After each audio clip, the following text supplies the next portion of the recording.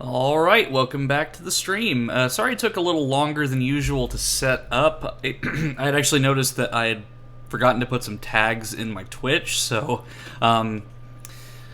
yeah, nobody would be able to really see the stream more than just, like, searching for the game specifically. So, I put a couple tags in, I think we're good to go. If we need to change any midstream, I know how to do that now.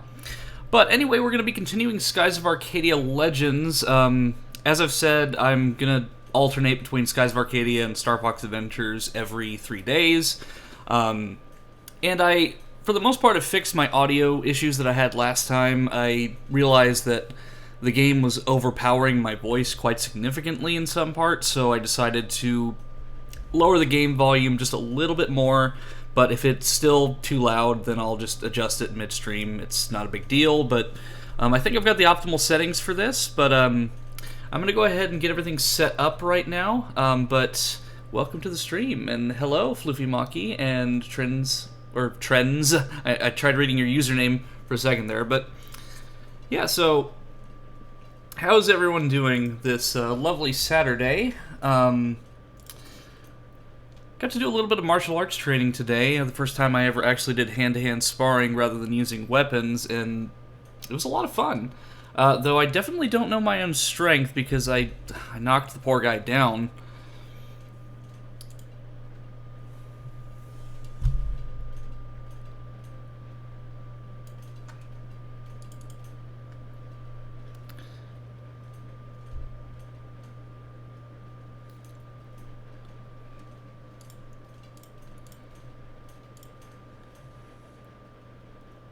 And just so you get the opportunity to see my face while this loads, there we go.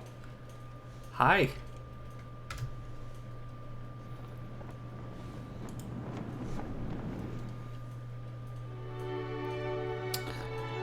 Though it does take a minute for can't say that on stream, for Streamlabs to actually detect the game. There we go.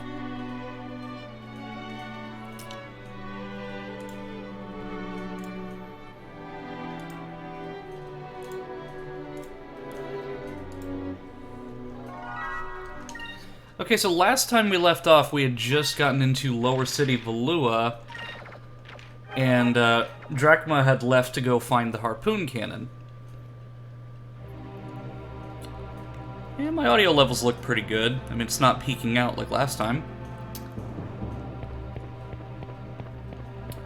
Now, I'm not sure exactly what I did last time as far as exploring Valua, but I think that I got a couple items from the store, and then I just kind of ran around like an imbecile. But as of right now, I think I'm just going to go around just talking to random NPCs just to kind of get an idea of what's going on.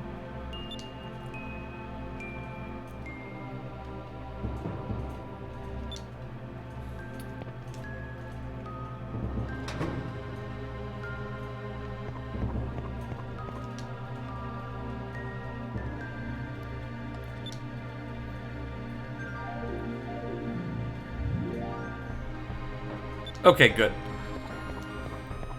Yeah, I really appreciate that, because it's, like, I could do a test recording beforehand, but I just can never know specifically how my audio sounds until I go live.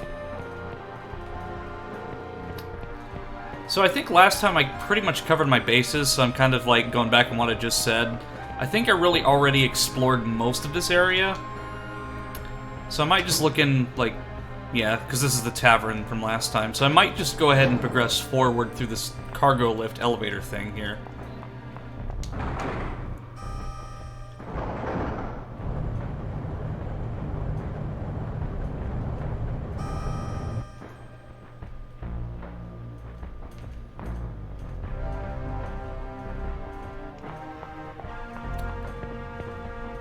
Oh, I completely forgot there's actually 2 sections of Lower City.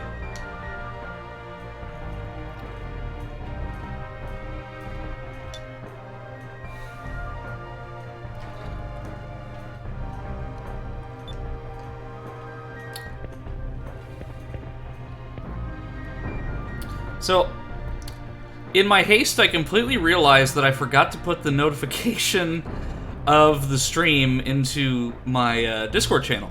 So I'm going to go ahead and do that real quick, just because I can't completely just rely on the Twitch notification, or the notification that I'm going live just through Twitch in general, so I'm going to go ahead and do that real quick.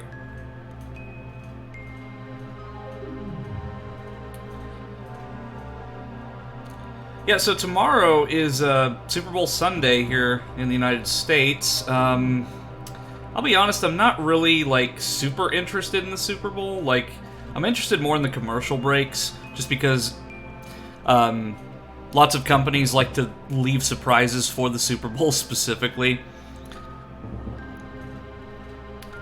And I believe it's like $25 million just to get a slot for the Super Bowl.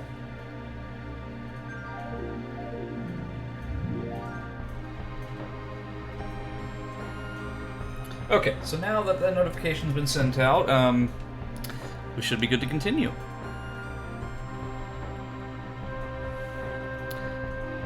Hello, Trends. I just now saw your hello message because I was so focused on the notification thing. They say that in Upper City you can eat as much white bread as you want. I've never eaten white bread, only hard black bread. I hear people never chip their teeth on white bread. I'd like to try it sometime. Let's see, can I actually, like, take a look at what she's drawn here?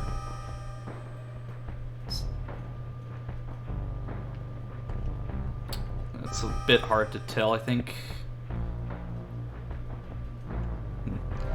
I hate the Super Bowl because I hate hearing everyone screaming as loud as possible and losing their collective minds. Yeah, like...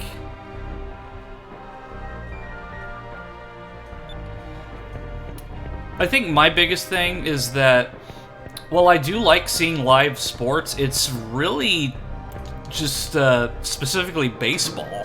I've never really been a big football person. I mean, I used to do broadcasting for like local football games way back in the day. But I've always been more of somebody who just watches baseball specifically.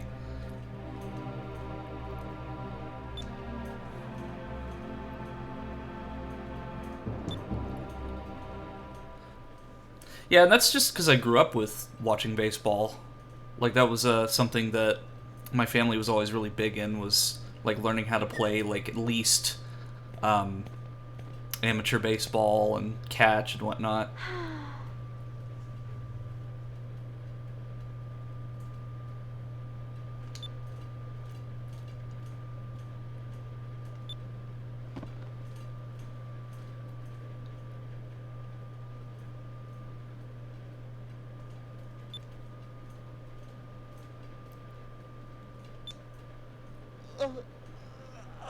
And this is one of those moments where the music just completely stops. Look, looks like a lumpy, stiff bed.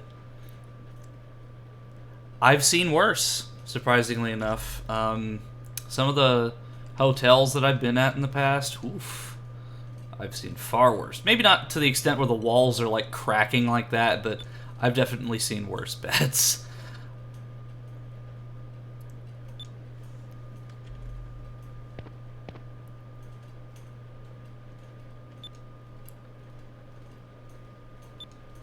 My ship wasn't meant for anyone but me in the first place. That's why you always gotta watch what you say in good company.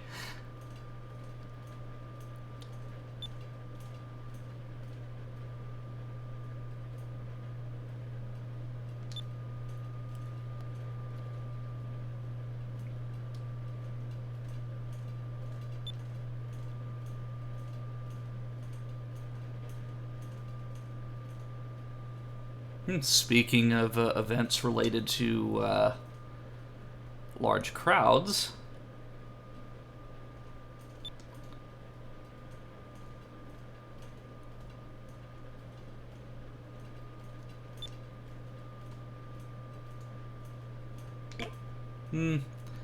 so again, there's kind of like this moral dialogue system that's not necessary. It doesn't change anything like significant story-wise.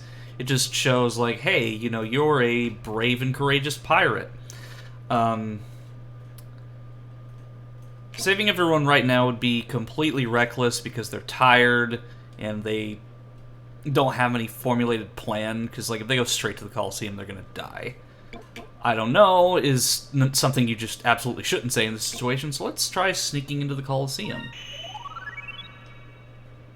And it looks like I picked correctly.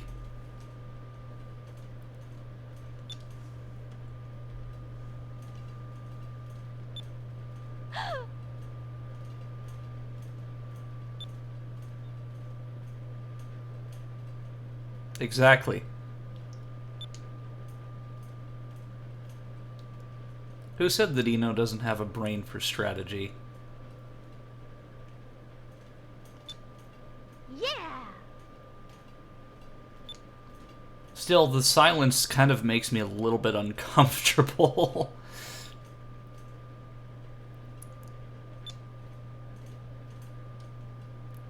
Tomorrow, we'll break into the Coliseum and rescue everyone. Huh?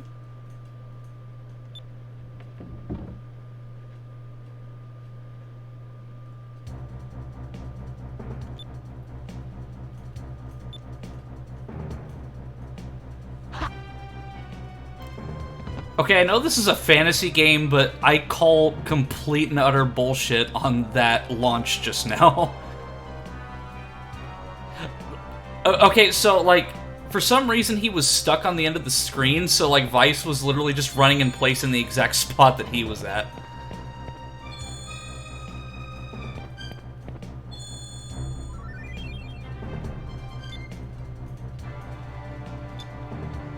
You received Sacred Crystal.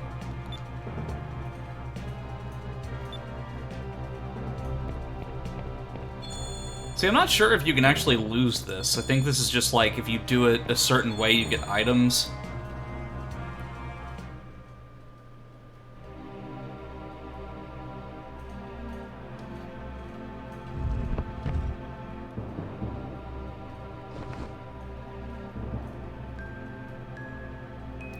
You glass-eyed freak.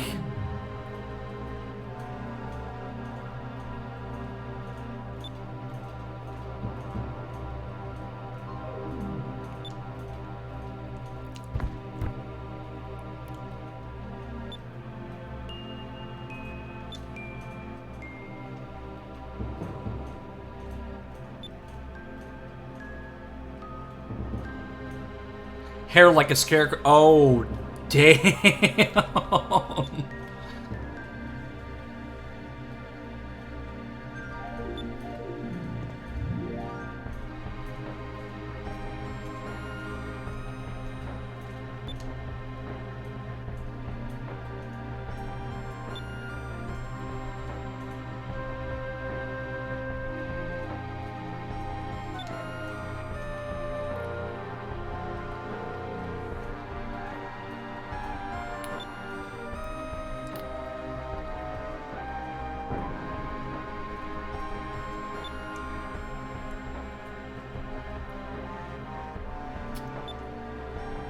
I mean, Drachma doesn't mess around. Like, I don't think he would actually do it, though. I think he's just bluffing.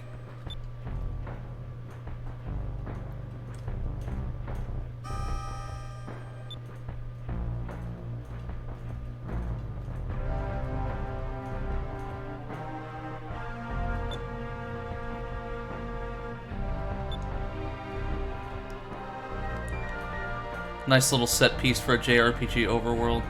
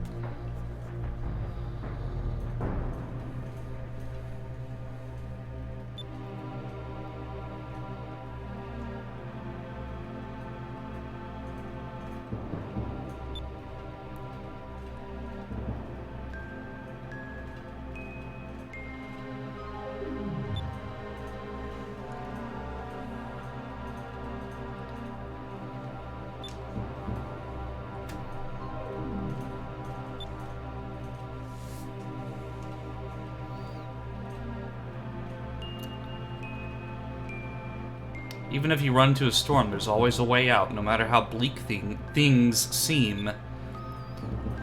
I've been in really bad situations before, and I always look for a way out. I'm in that kind of a situation now, and I'm not giving up.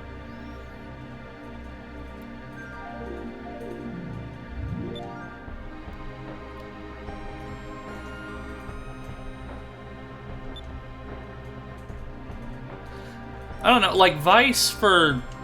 Like, he's 17, I believe, but some of the quotes from this game, like, actually have, like, real-world, applications. It's like stuff that you can, like, mantras, so to speak. Like, one of my favorite ones is, impossible is just a word people use when they give up. I mean, clearly there's circumstances where that's not true, but at the same time... Does he only have bad eyesight in one eye? You know, I'm not sure. And also, welcome! Welcome. I don't know. I think it might just be like a style thing. Because he can take it off if he wants to. There's a command in battle where you can do that. But he also has like a special lens where it can be like a pair of binoculars.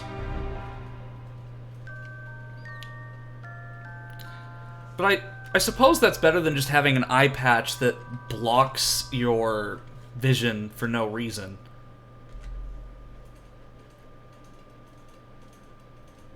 Into our soft, warm... I don't think they're soft or warm, but there you go.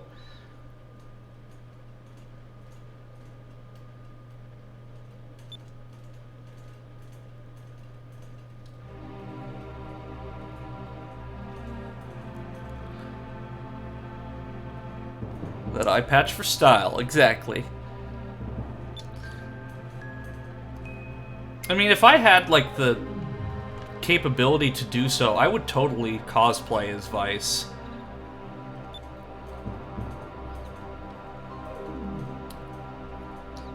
I mean, there's, like, readily available costumes that you can order, but, they're usually, like, cheaply made stuff that you can get on, like, AliExpress and whatnot.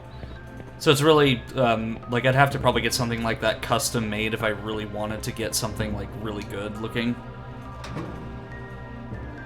A monocle is already steampunk. This is a steampunk-er monocle.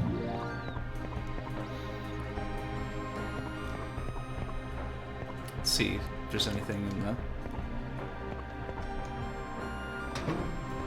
Gotta check absolutely every nook and cranny to make sure there's no moonfish. And there's no, treasure chests.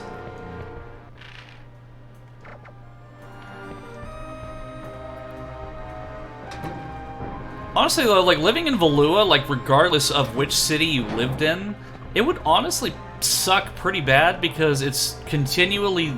The sun is blocked out by the severe thunderstorms and the dark clouds, so...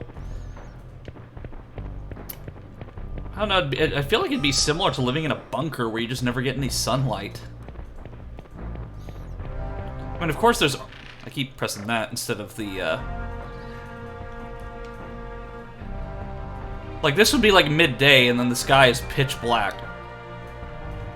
I mean, you got artificial light, but that doesn't really substitute sunlight.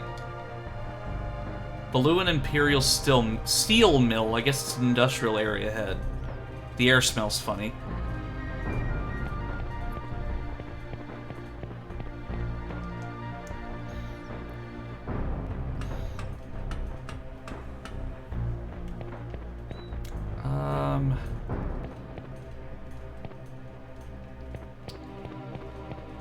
See, because I was going through the rooftops on this part, so there's a lot of stuff that I haven't actually seen. And the camera's, like, screwed with me here, but it's okay. I mean, if it is just a steel mill, there's probably not going to be anything more than just, like, some abandoned, like, sets of metal or something.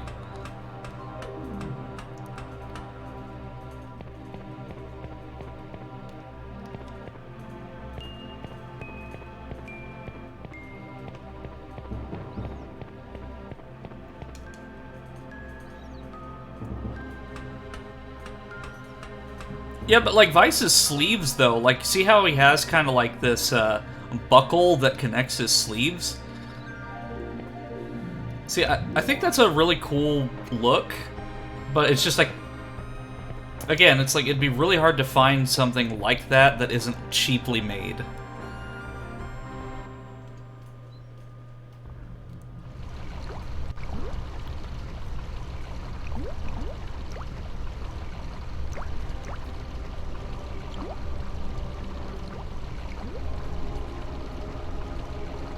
That's disgusting. Anyway, now we're in the catacombs.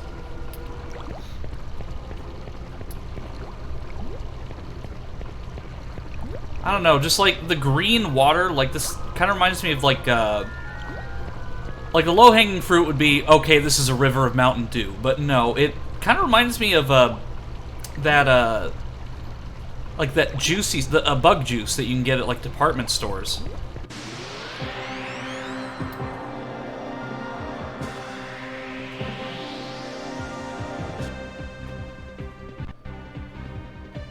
Alright, let me see. They are purple. I'm actually going to use some magic just so I can get AoE.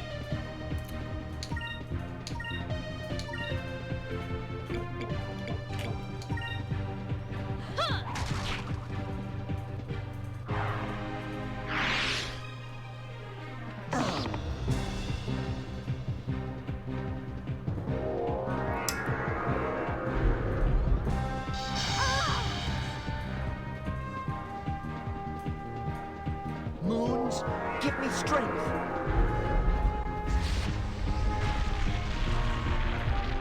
There we go.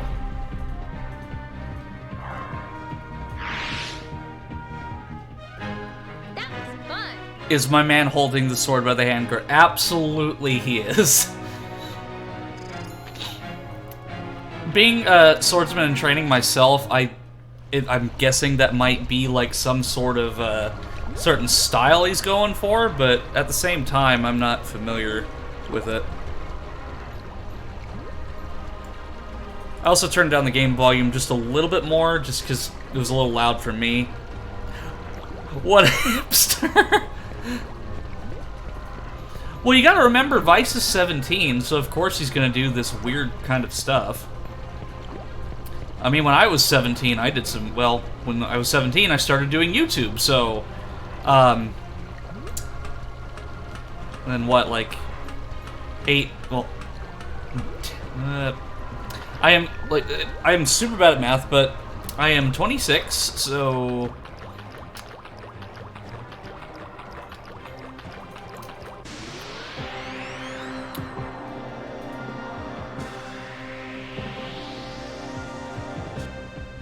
I'd forget my glasses if they weren't on my face, you know?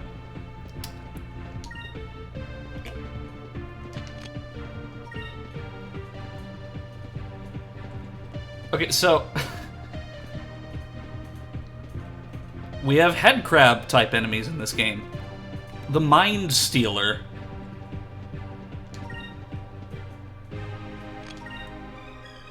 Let's see...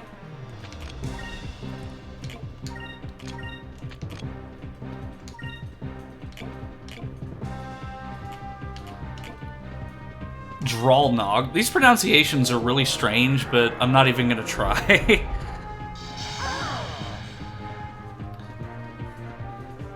I guess so. I turn 27 this year as well, so my birthday's just a few months away. Here goes.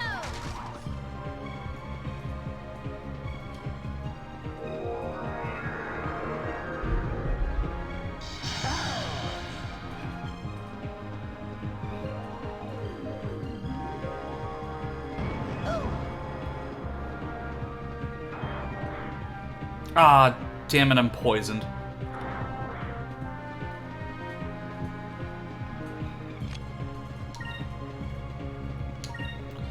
It's kind of a waste to use one of my special moves on a common enemy, but I mean, if I have it, I might as well use it.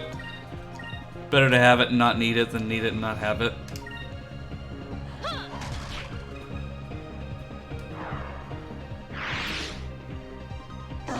Because like I said before in the last stream when I did this, it's very vital that I don't skip any of these battles. Because some of the side content I won't be able to do if I skip one or a couple.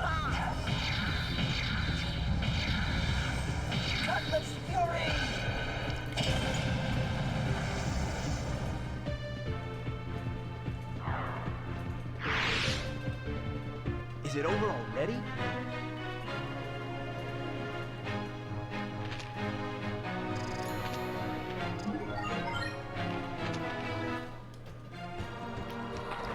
Okay, I don't think that it does the Pokemon system where the poison stays after battle, but just in case.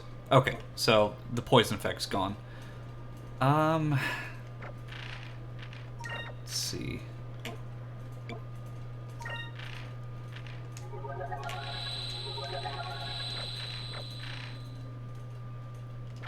Okay.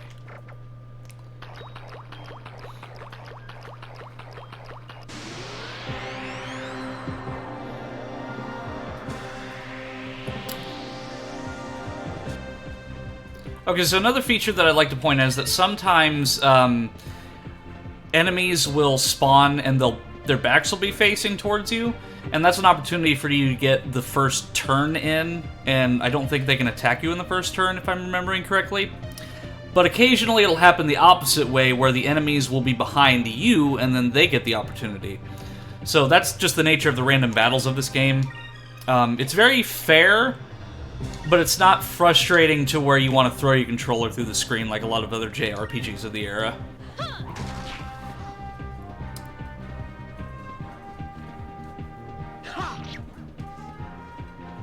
Sounds like your standard ambush start. Yeah. Because Skies of Arcadia came out, I think, the original was the year 2000 on the Dreamcast, and then in 2003 they ported it over to the GameCube with the expanded Legends version, which is what I'm playing.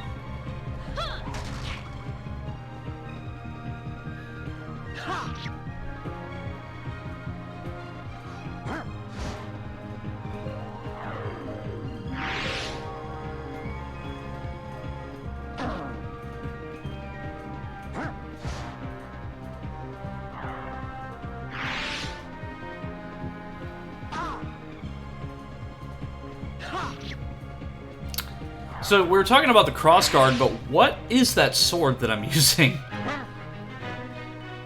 It kind of looks like a police baton with a blade on it.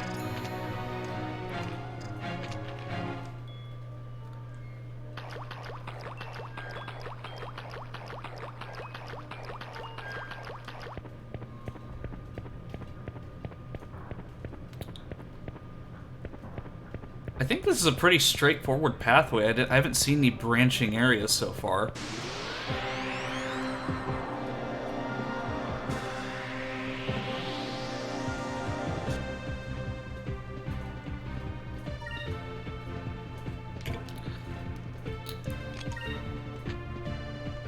forgot what Counter-Strike actually does. Save for bringing in Steam numbers. So, I can't actually tell what color that is, and that's partially due to my vision, so I'm thinking that's like an orange or a red. So if that's a red, I'm going to try and see what happens if I use blue. Because I'm still learning some of these systems, because, when I played this originally, I just kind of wrote on my brother's file, so a lot of this stuff I just did with his stats already acquired, so battles like this were really no trouble at all. And this is the first time I'm, as an adult, really playing through the game from start to finish with no outside assistance in terms of, like, using someone else's save file.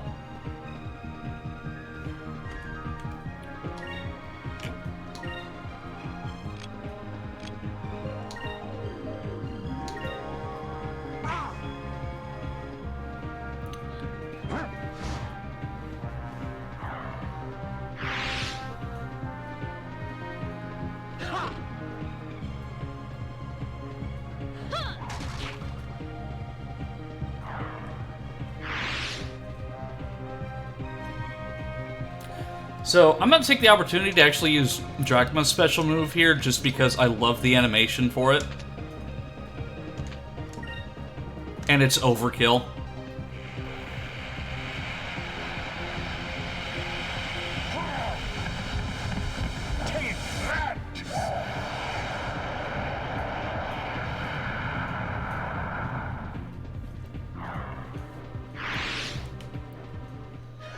That was easy. Yeah, that's literally just like a police baton with like a blade attached to it. What is this weapon design?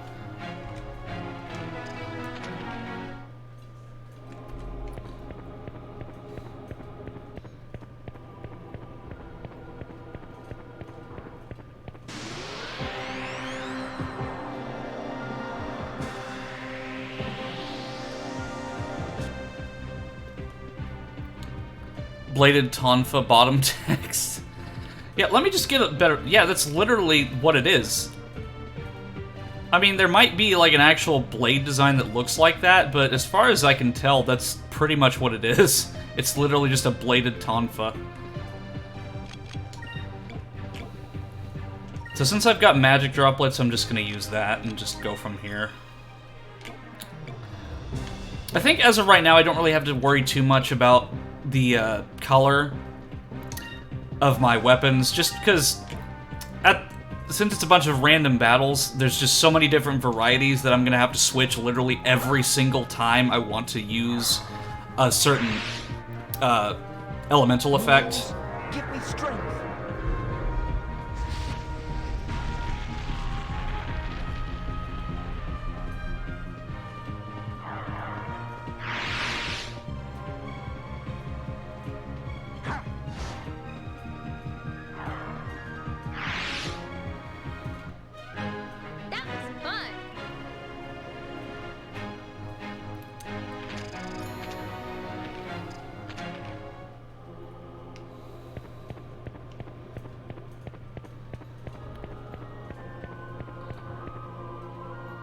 Okay, so here's our first branching path. I'm gonna go this way just because this is the closest path that I can take. And it looks like my exploration's been rewarded. Pyre box. Curie crystals. And then immediate random battle right afterwards. That's just my luck. Oh, and here we go. We've got the ambush start. Lovely.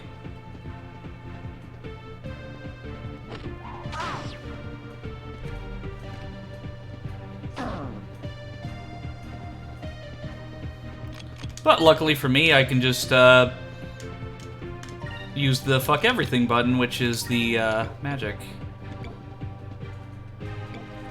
You know, I know it probably won't be effective, but I just...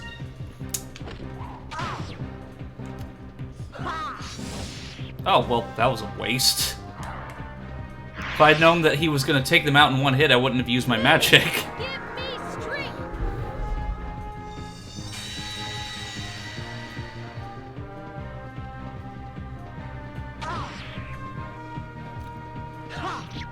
Damn it! Okay, well, since he took them out, it doesn't matter because it won't use that.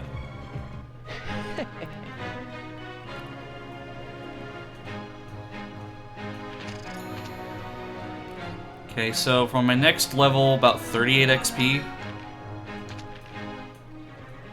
I might get to the next level before I get to this next area. But that'll really all depend on how long this dungeon actually is.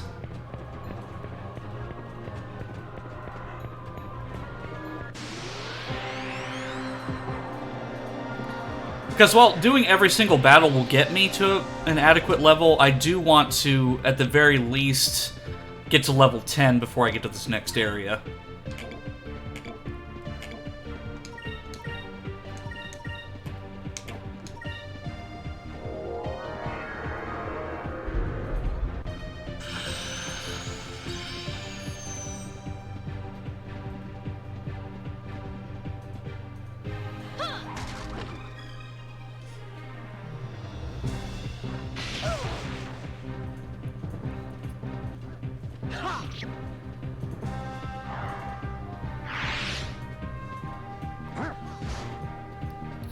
Those things look like unicorn armadillos. Like, I'm not sure what the design is trying to do with that.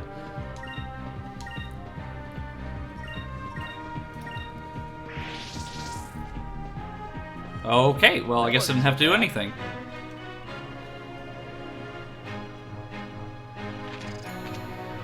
Okay, 38, 60, or 1946, and then 700 something.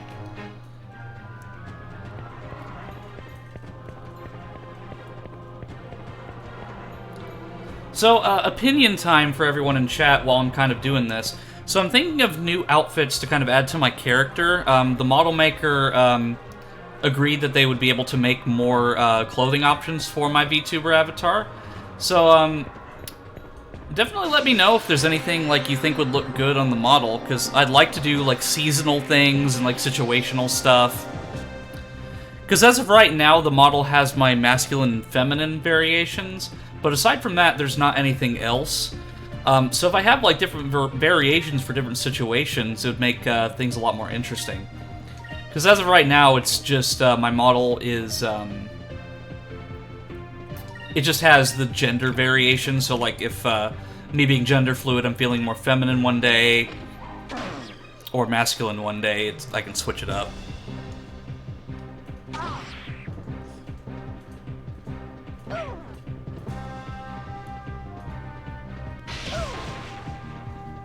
Here goes.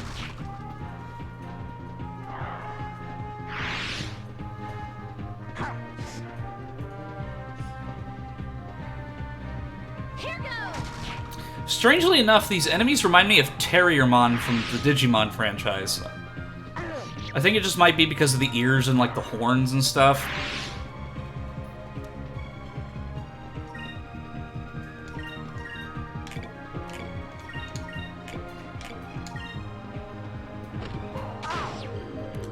The gayest clothing.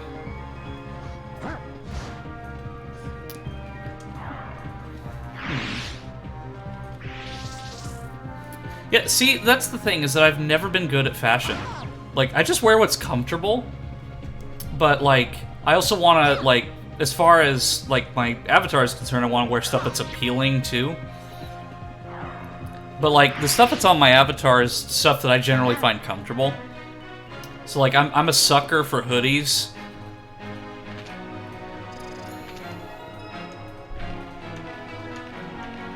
Okay, level 10. I played around with the idea of, like, adding jewelry or stuff like that, but I don't know if the physics would really work with the avatar very well. Okay, I can't remember if that's the way to the boss room or not.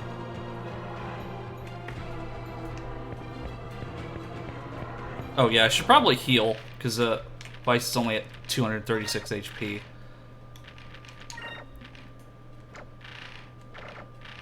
And her magic skill is actually quite higher, so I'll do this.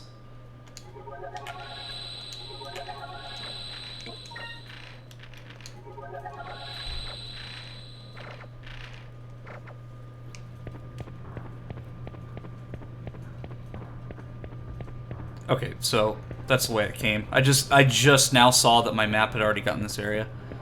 Get a pride hoodie? Yeah, that's true. I get like the gender fluid flag is like a hoodie.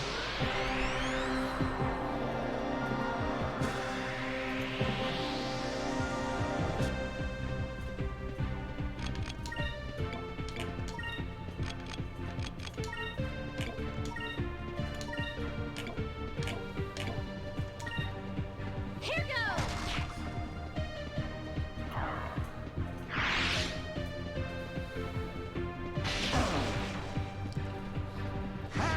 Something that you can't see with this avatar normally, but when I'm in VR chat, for example... Moons, give me strength.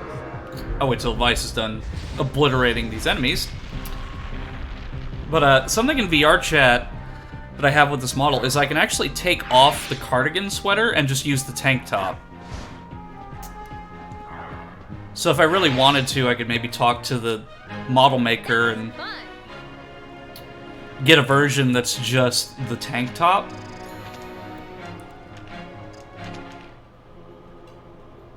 But I'll be honest, like, I was actually, prior to the stream, I was asking, like, a lot of my friends, like, hey, what would look good? And, I got a few suggestions here and there, but, again, fashion is beyond me.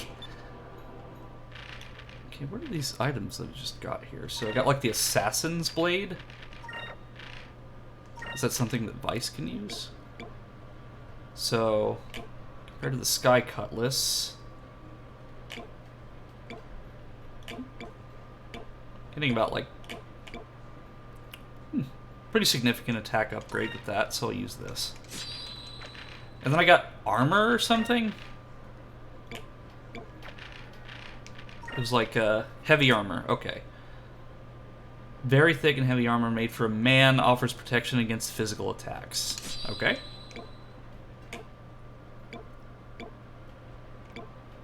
Yeah, that's a direct upgrade, so I'm gonna use that.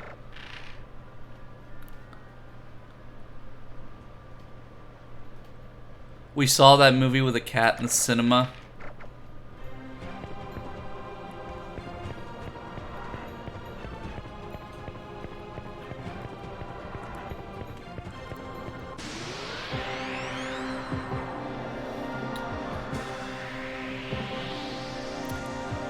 For some reason, my mind went immediately to thinking of the 2003 Cat in the Hat movie for some reason. I don't know why my brain went there, but it did. The one with Mike Myers in it. It's like, I don't know why my mind just decided to go there. Because after I just read that, I think my brain was just like movie, cat, and then cinema.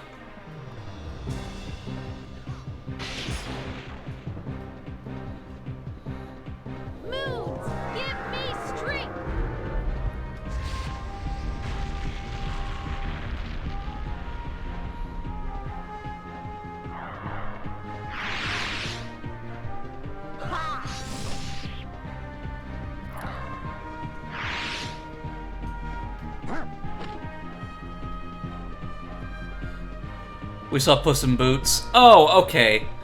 That makes more sense. Like, I wasn't sure which movie, because I'm a little out of date on what's actually playing in the movie theater right now.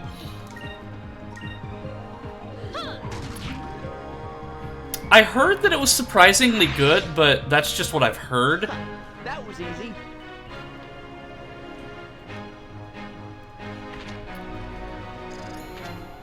Like, I've always been a big fan of, like, the Shrek movies, but I never really ventured into the side stuff, like with Puss in Boots and so on. It's all that and more. Maybe I'll give it a look. But there's, like, quite a few movies that are out-ish right now that I need to go and see. Like, I need to see the Avatar sequel. I need to see the Mario movie. You know, it might, if I have some extra money laying around, I might just get, like, the premium membership thing at my local theater where I can go see as many movies as I want, so long as I pay, like, I don't know, like $15 a month or something.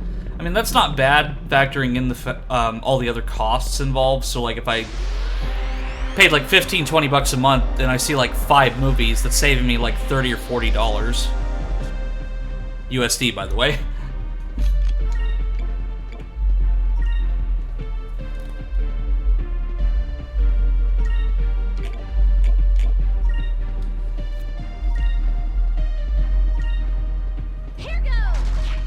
Death was pretty hot in it. Yeah, I saw a little bit of that, but, like, I saw the character, but I didn't really see anything more than what was, like, posted via, like, YouTube clips. Maybe I'll give it a look when I get the chance.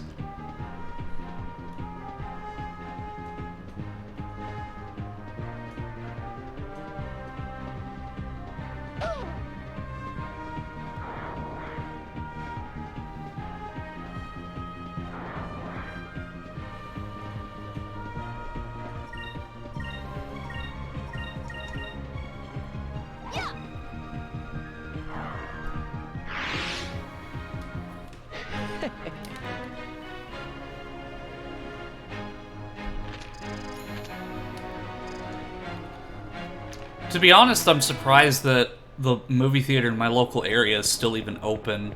Because a lot of stuff around here has been closing. Like, for example, Bed Bath & Beyond is closing, like, a bunch of stores, like, throughout the United States.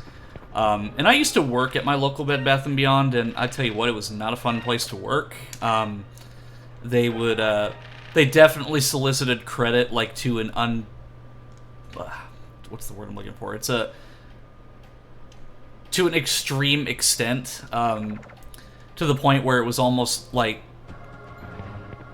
they were forcing it on people. So, like, in the break room, they'd have, like, this quota sheet that's like, oh, you did, like, 13% of, like, asking for a card, and that's probably one of the worst jobs that I've worked, and I definitely am not missing the fact that store is closing, but, like, as far as the movie theater in my area is concerned, like, it was abandoned for quite a while during the lockdowns. Did you meet Adam Sandler in Click? No, but I did meet Peter Griffin in the Beyond section.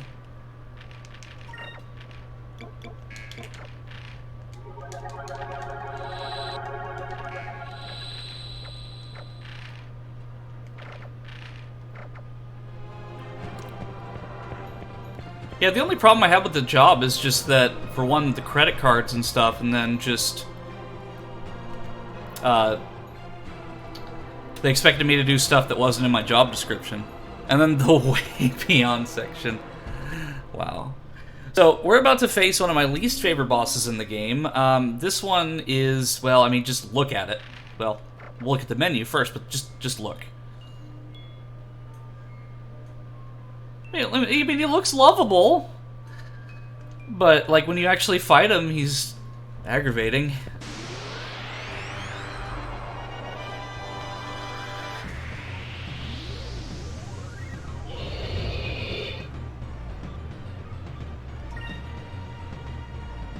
Bleegok. I will forever despise Adam Sandler, especially for the hit 2002 movie named Click. Yeah, Adam Sandler, like, he's just, like... I just haven't found him funny in a long time. There were some movies of his that I enjoyed in the past, but... he's just not really funny anymore.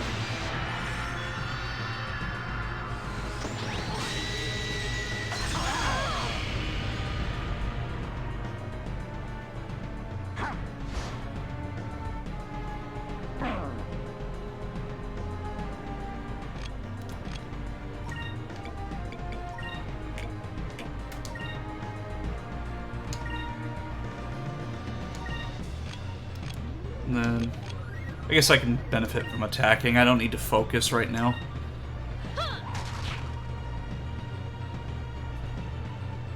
Moons, give me strength.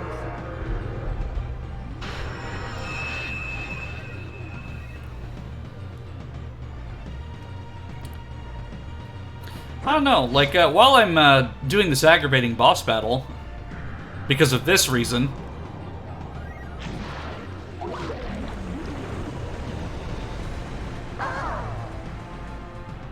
Boomerbile here.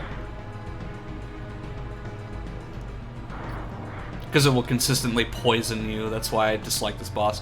Anyway, is there any other movies that are out right now that anyone in the chat's been looking at? Because I've been meaning to get out and watch some movies. It's just, again, it's been hard to figure out, like, what is actually good. Like, for example, I don't even know if Way of the Water's any good. I just know that it's a really long movie. Here goes.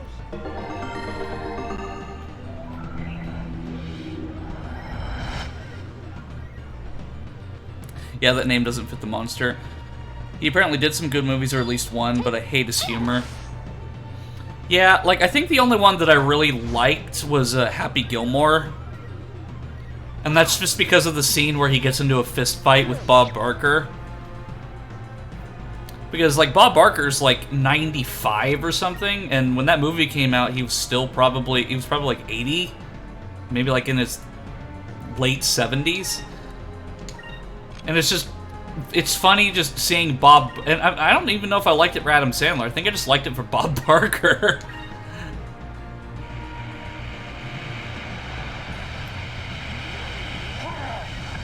Let's see how much damage this does.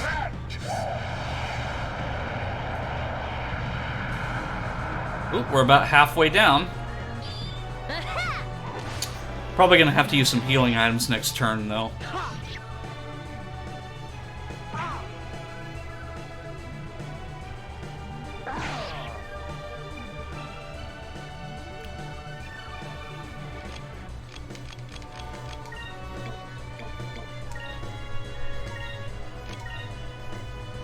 May as well use a special move while I've got the opportunity.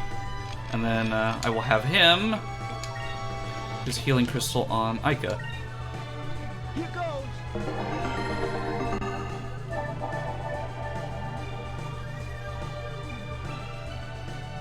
Back off! Alpha Storm! That didn't do any more than a regular attack did, but This should work. I think getting all of us to full health is more of a priority than doing damage.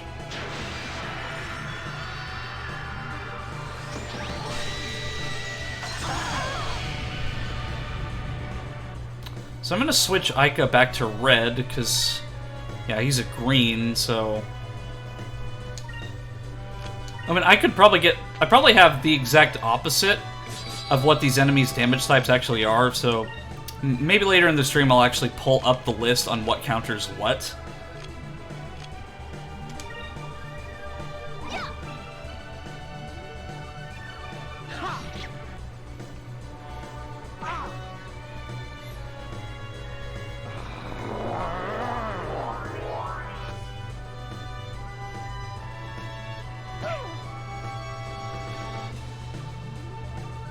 Okay, I can use special moves again. I will use... No, I can't use that. So I'll just use regular attacks and then use tackle again.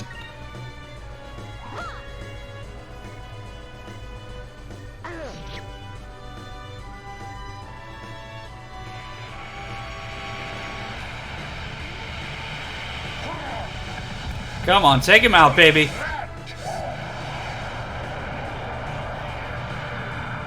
Yes! I got him!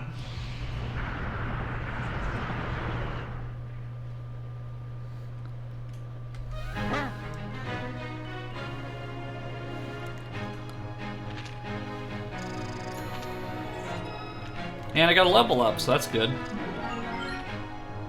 Pyrum and a Vital Seed. So I think Pyrum is actually the one that... let me actually take a look at that.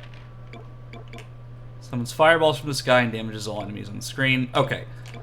So that one's kind of the same thing. It's area of effect, but it just does more damage. So I'm a bit out of the loop on some of these magic abilities. Okay, so... I don't know why I keep closing out of the menu.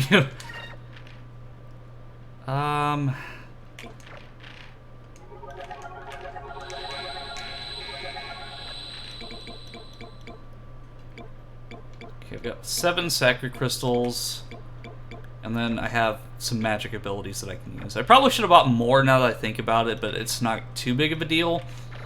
Since I've still got the magic abilities to do it, it'll just take a turn out of my repertoire. Alright, so is everybody ready to go to the Colosseum and stop the Valuan Empire from taking out our friends? And family, that is. I don't know why I just burst out into my radio voice. But here we go. You missed the ladder, Vice. Let's break into the Colosseum and save our friends from pure destruction.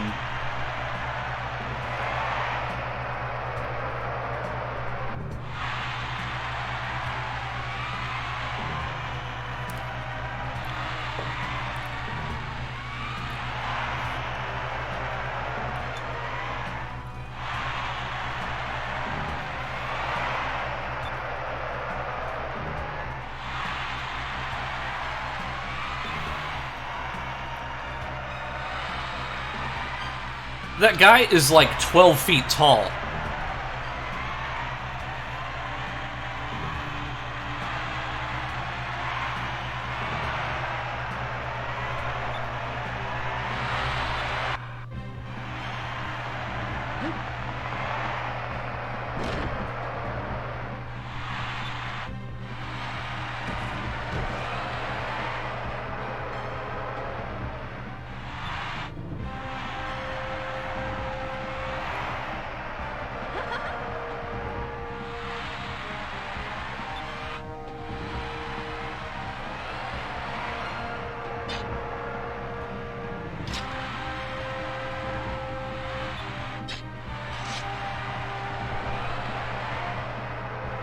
You have deprived the audience from witnessing the deaths of a notorious band of air pirates.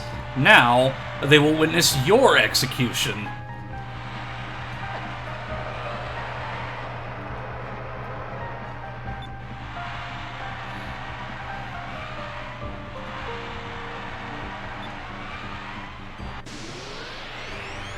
So 2 bosses in a row, like, if they didn't think one was enough, they throw a second one at you right away. So, this boss is a bit...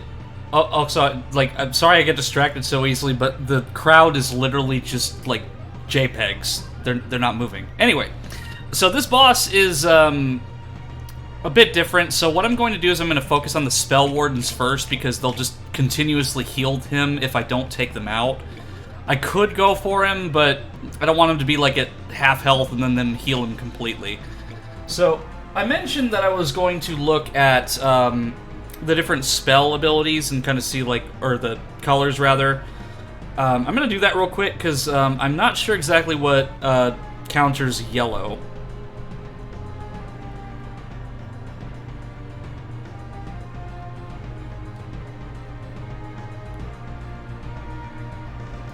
Okay, so blue is actually...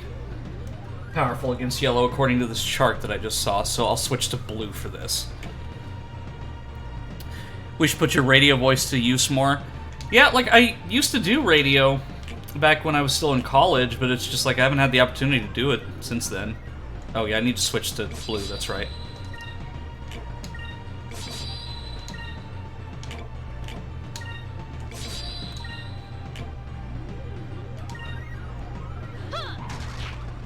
Oh, they're actually not that strong, at least in terms of health.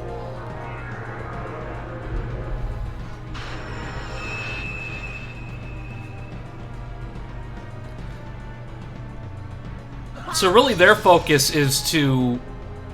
I think they heal each other, and also to increase the strength of the boss. So it's just imperative that I take them out first, because they'll just continuously heal him and then give him buffs. Alright, that's one down. So my guess is that this next turn he's probably going to use a special move, so I'm going to take them out, and then I'll see like what I need to do for the next turn. I'm like getting really into the strategy of this.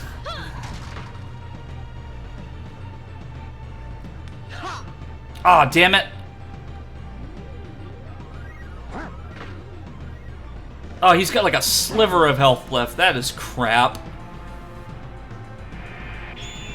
Alright, who's he going for? I think he's gonna hit every single one of us. Holy God!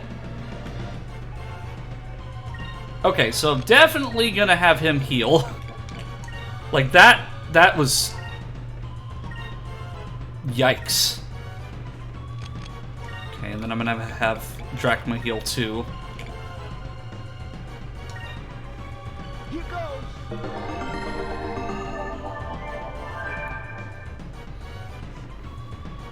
Okay, so I think he only does it for one turn, so...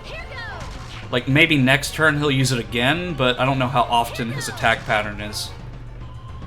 But since I've taken out his guards, there's... I can put my focus on him now.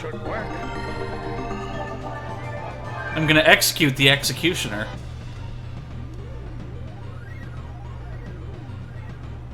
Okay, so can I actually use...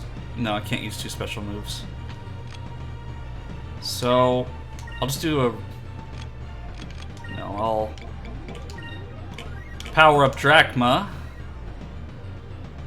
And then, just for shits and giggles, I'll use a Crystallis box. And then for Drachma, I'll use Tackle. Moons, give me strength.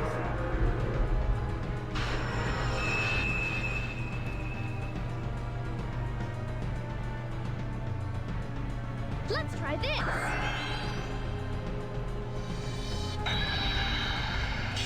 Oh, that was actually a good move on my part. Like, I didn't think that was going to do that much damage to him. Alright, I gotta survive this attack at least. Come on, come on. Oh, close, but no cigar. Come on, Drachma, kick his ass.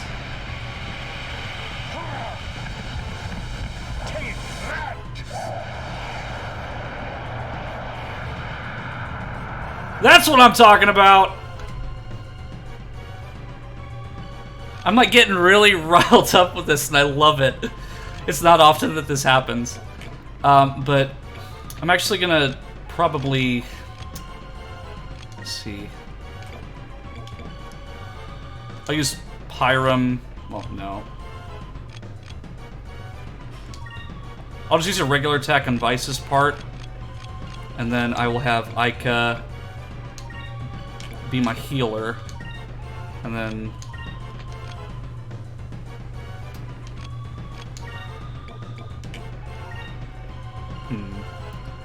I'll actually just have Drachma attack, because I think he could survive another hit if he took one.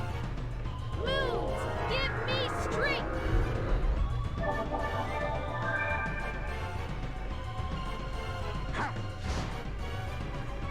Yes! That was easy.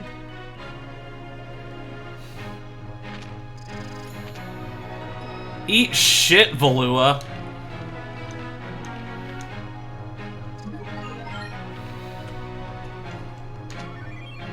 An Electri box and some Sacris crystals, or Sacris. Pronunciations, beyond me. I don't care. I won this battle. I am happy. I am satisfied.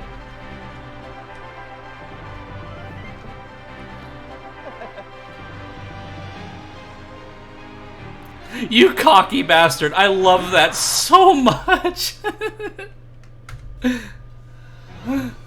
Okay, now we're in super serious mode because we literally just broke into their house and robbed their we robbed the Valuan Empire of the satisfaction of executing the air pirates. So they know we're in the catacombs now. So they're probably going to send absolute rampaging military forces our way. So now we just got to get out of the catacombs. I should probably also heal. Just in case.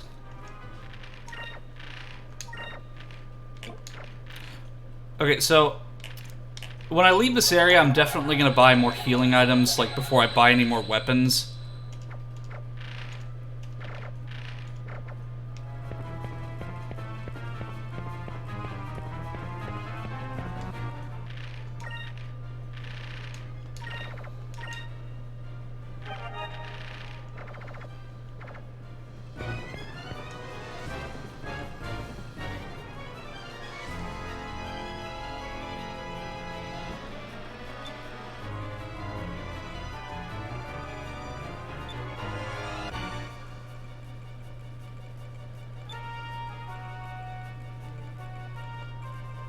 Oh, well, I appreciate that, Marco.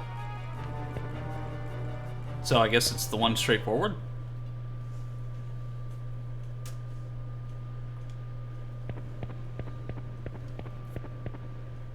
Okay, so before I talk to Vice's dad, I'm going to talk to all the other pirates first. I can't believe you actually did it, Vice. You showed those Valuans a thing or two. Or a thing or two. You were great. It's been a while since I've had so much fun. How often do we get to pound on Valuans in their own country? Alright, we managed to get out of the Colosseum, but now what? We still have to get out of Valua, but that's no easy task by any measure. No, I had no idea that I was actually talking to him, but it's probably just the same dialogue. Like, oh, we did it.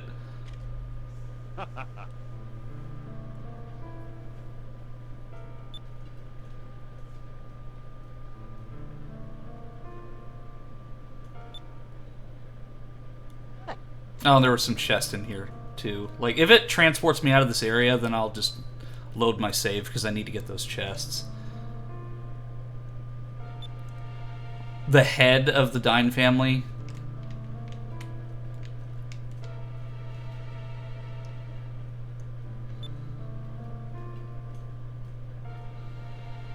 They took her somewhere else.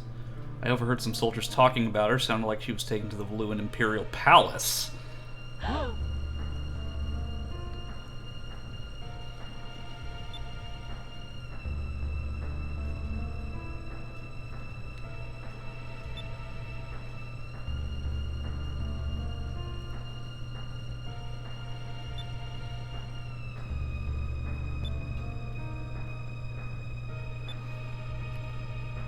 Let's lay low for a little while. Yeah, let's just completely forget about our friend that was kidnapped. No, we're gonna go save her. We just broke into the Colosseum and stopped a public execution. Of course we're gonna break into the Imperial Palace and save our friend. I mean, what more could they do, considering we literally just wiped out their public executioner?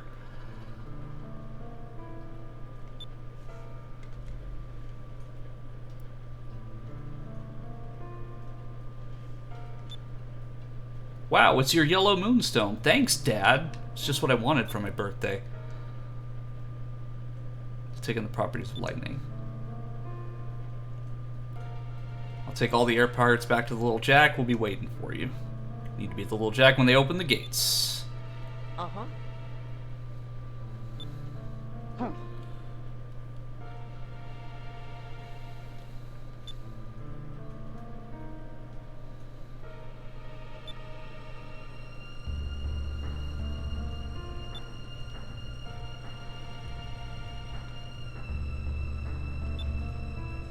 I mean, if he doubted our determination before, I mean, seriously?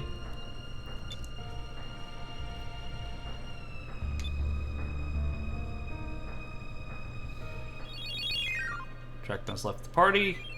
You received the yellow moonstone from Dine. Okay, good. I don't have to reload my save. These chests are still here. Sacred crystal. And a magic jar. Oh, cool. So I'm actually going to use those right in... Well, yeah, I should probably use those right now.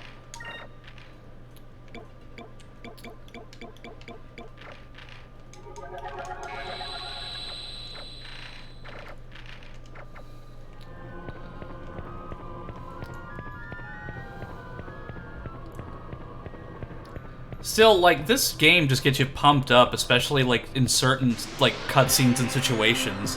That's what I really love about it. And I'm just glad that I get to share it with everyone in the chat, because, like I said in the last stream, this game is just really underappreciated for what it is.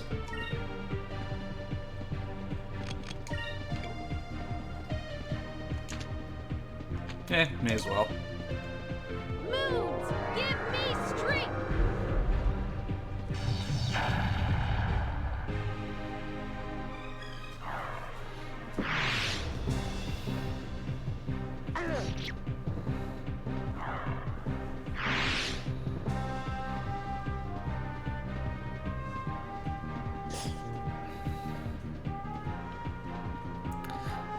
I still want Virgil to dramatically read Fallout fanfiction. No!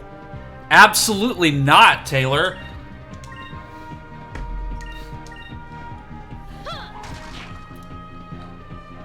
And welcome to the stream, by the way.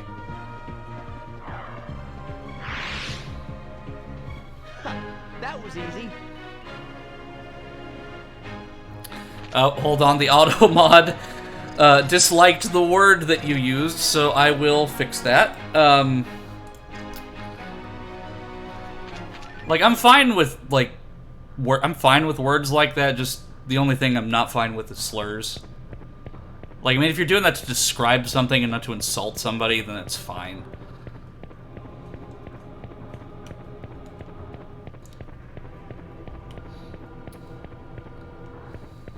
But yeah, I really appreciate you coming here, Taylor. Though I do want to preface by saying that on Twitch, I do prefer to use my other, like, the character name, which is Eno.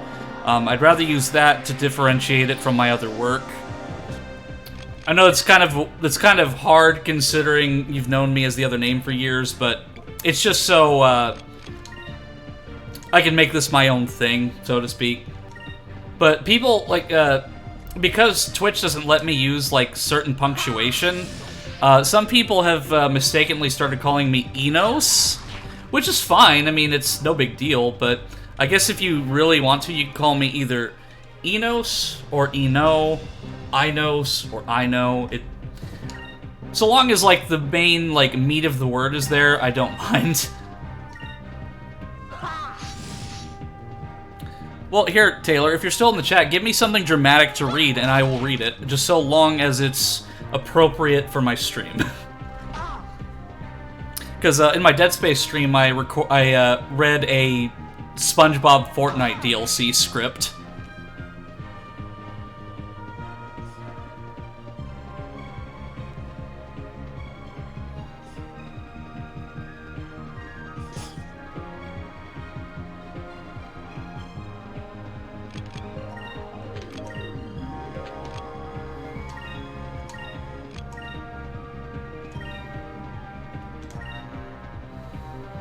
Back off! Alpha.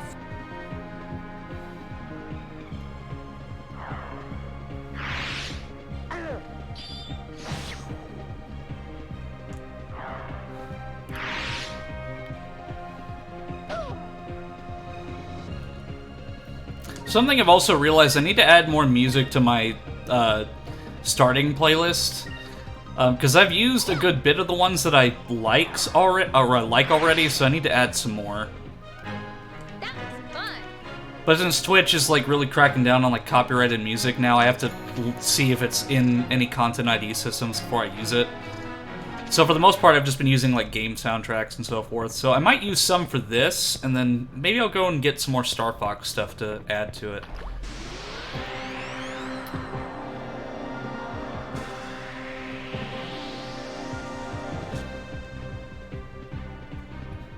Okay. So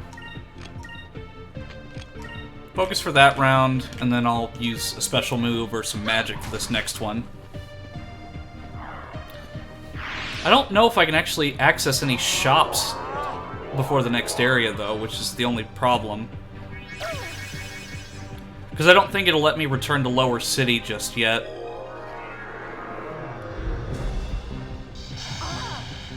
Because if I go to Lower City, then I could just go to the dock and leave, and the intention is for us to go to Upper City.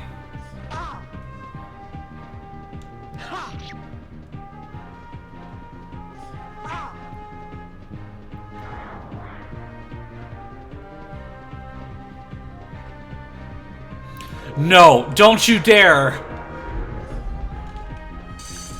I swear to God. Okay, good. So, that move, if it hits, is an instant KO. That is the worst possible thing that could happen. So, just to evade any sort of event of an instant KO, I will just use the fuck everything button. Give me strength.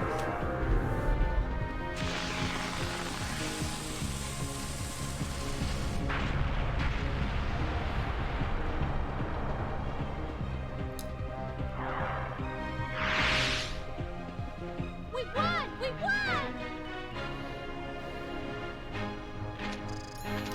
Yeah, but I still have to heal Vice.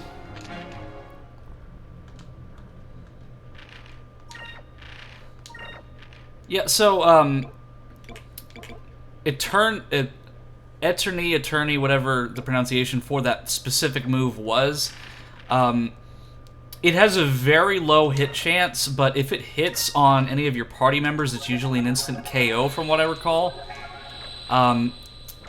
And I think it works on common enemies too, but if you use it on bosses, it also has a very low hit chance. But if you hit a boss, it just does the sum of damage that that specific magic type would do.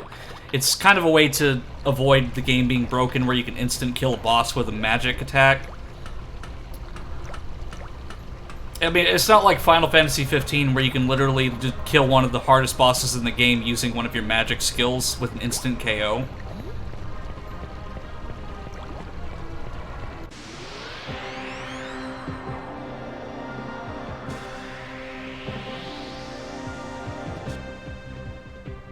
I think I'm just gonna keep using that, I'm just gonna keep using magic abilities here as long as I've got, magic droplets.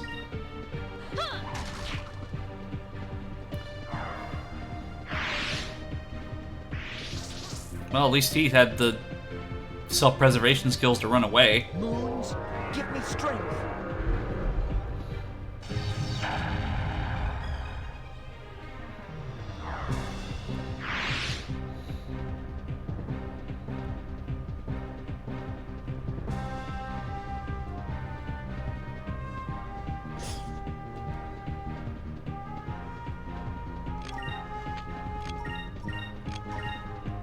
Yeah, I don't think I need to use any special moves for this. Yeah.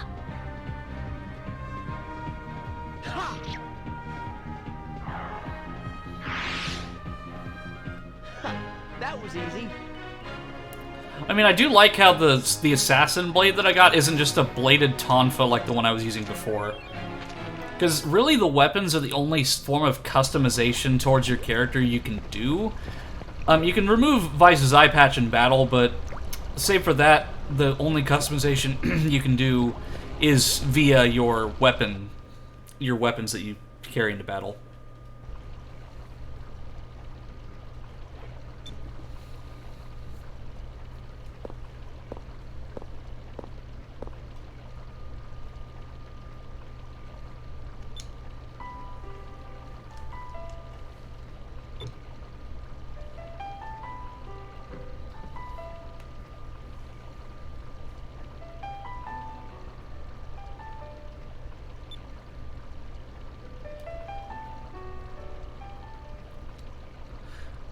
Sky65, that is my brother.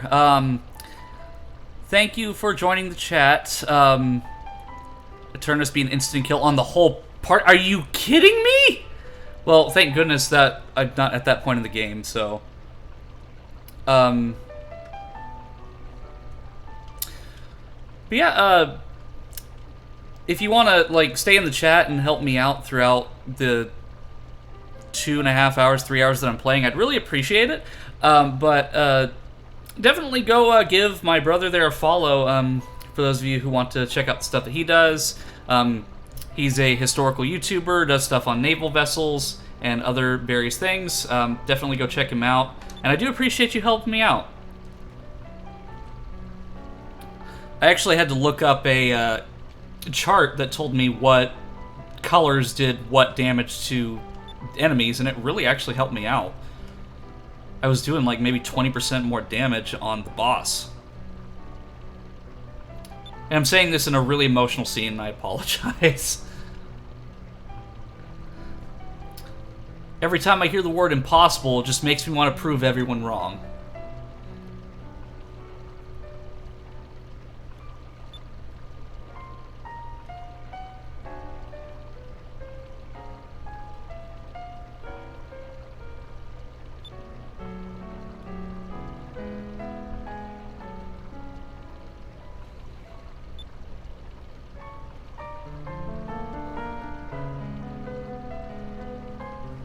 If we challenge ourselves and never give up, our own horizons will broaden, in our hearts and in our minds. I need to push myself every day. I have to know what I can accomplish. I never give up, and so far nothing has ever stopped me.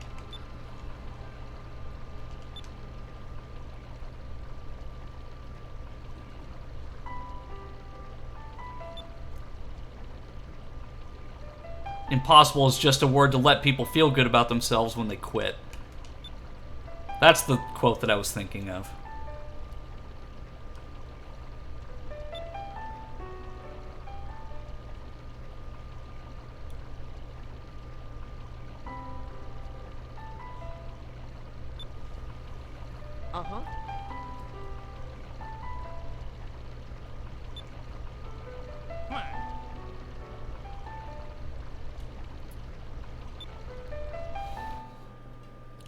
I do like Marco's character development here, because when we first met him, he was an asshole, and now he's just... We've proven ourselves, so he likes us now.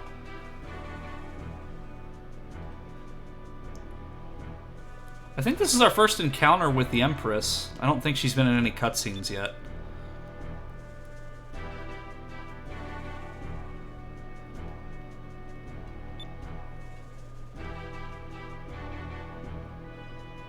A Sylvite. Ruler of the Valuan Empire, Todora the First.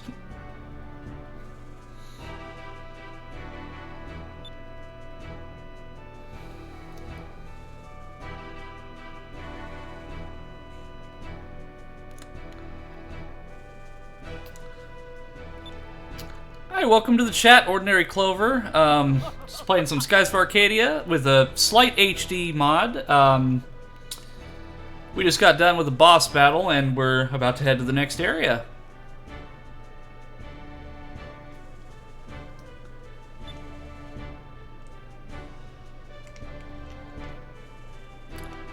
Though I am refraining from reading some of this dialogue just because, like, I don't want to be, like, really annoying with trying to do voice impressions of these characters. Come.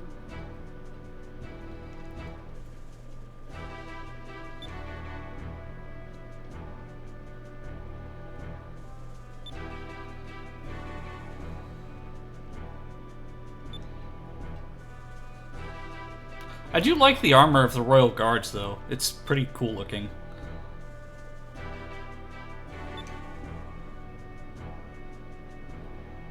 Prince of Valua, Enrique.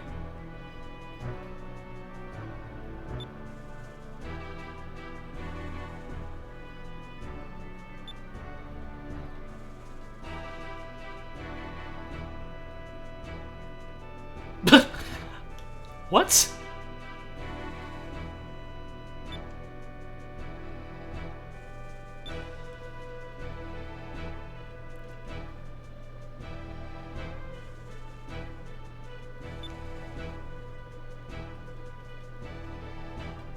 Six moon crystals, eh?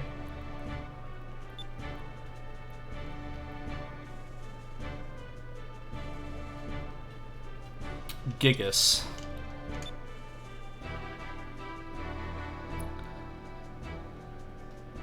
We shall rule the world. Now, young lady, you will tell me where to find the moon crystals. I will die before I tell you.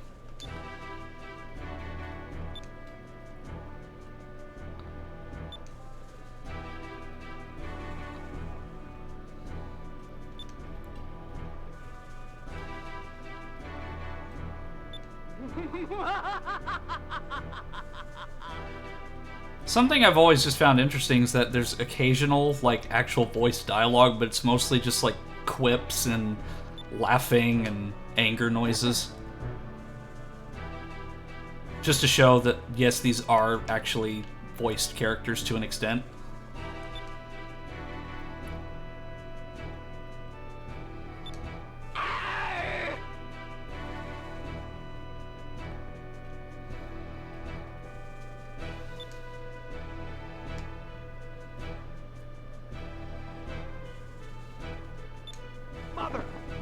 I need to play more JRPGs.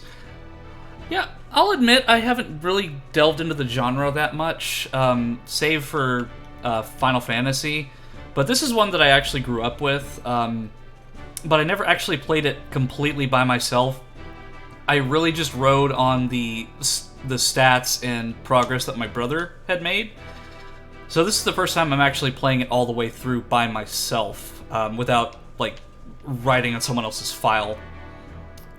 I like having many characters to control. Yeah, like, this game has a really well fleshed out cast of characters, and I won't spoil anything because there's quite a few, but this is definitely one of the most, I want to say underrated but underappreciated JRPGs out there, just because it has never been re-released since 2003. And that's just because Sega's, like, really bad about remaster stuff. Because they're really just focusing on, like, Sonic the Hedgehog right now. And it's a shame, because this game has a lot of love and attention put into it. Like, I really feel immersed into the world. Someone broke into the Colosseum and freed the Blue Rogues. Took him that long to realize that?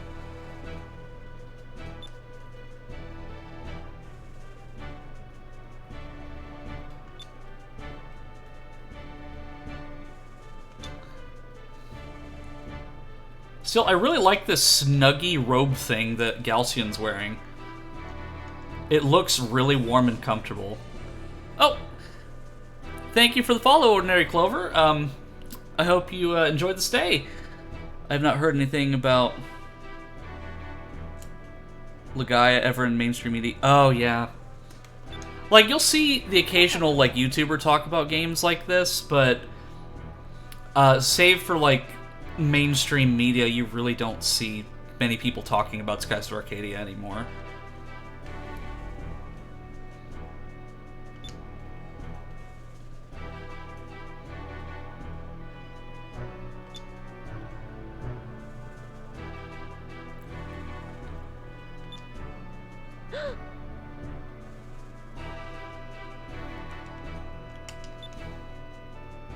Yes, Your Majesty.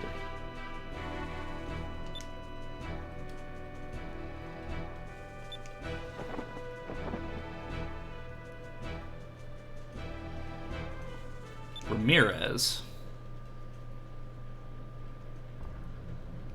Okay, now we go to Upper City. I just like how that whole thing happened as Vice was just standing there, so it's, the implication is almost like he's just in this internal monologue, or this, like, that whole thing was happening and he was just staring at the ladder the whole time. But now we get to see Valua from the opposite perspective. So over in the distance there, that's my menu, you can see Lower City, and you can definitely see the difference in the economy. So Lower City's a lot darker, there's not a lot of detail there, compared to Upper City, which is bright and vibrant, so you can really see the class difference between the two. The bathtub in my house is made out of gold, you know, pure gold, of course. But something is still missing. I know, I'll have my toilet made out of pure silver. This is Valua's Upper City. Only those of wealthy stature or born of noble blood live here, of course. It's a much harder life here in Upper City than you think. There's so many plays, so many parties. I'm a very busy person. These are just the kinds of people that I detest, too, so...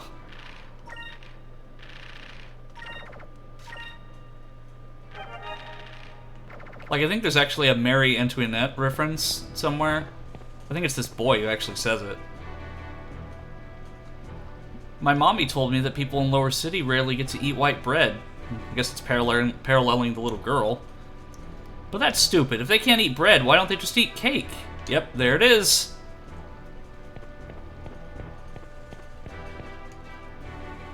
Oh, are you a nobleman? You'll have to excuse me, but which family are you from?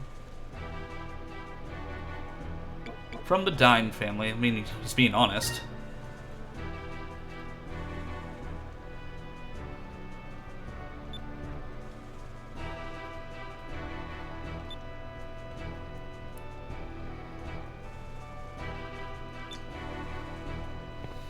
I wonder what he says if, okay, so he has the memory of a goldfish, so he completely forgets what I just said. A silver toilet, that's like what's in... Exactly, like, what's the point?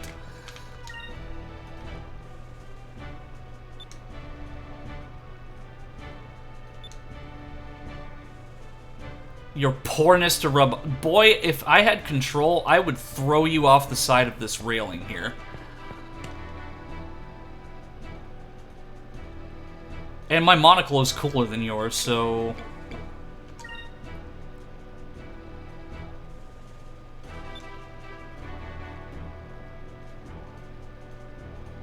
You were of such import? Or import, rather?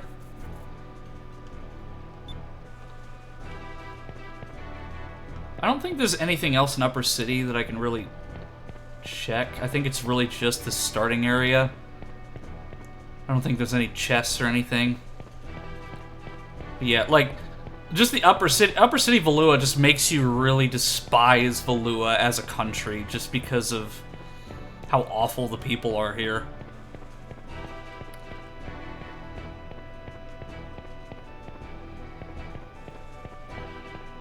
Sometimes I feel like wealth has nothing to do with work, even if you're not born into it. Yeah. It's like, that's the thing with me, is that I don't need to be wealthy to be happy, just so long as I have, like, my friends and family, and everyone's safe, and, Wow. of good health, then I'm satisfied. I mean, anything else is just extra.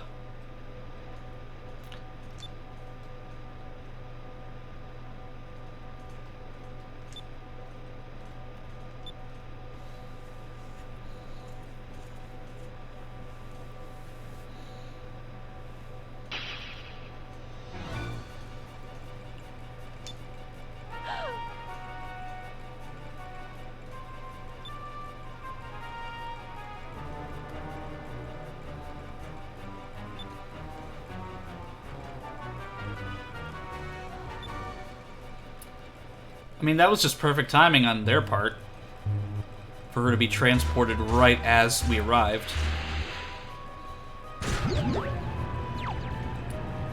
But as you can see, like, Valua is much more advanced than a lot of the other countries in this world.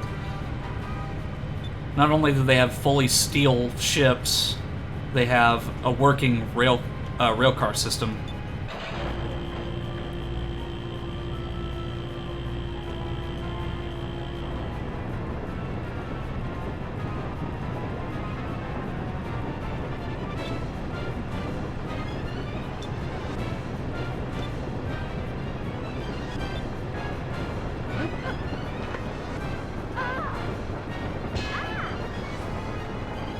That's gotta hurt.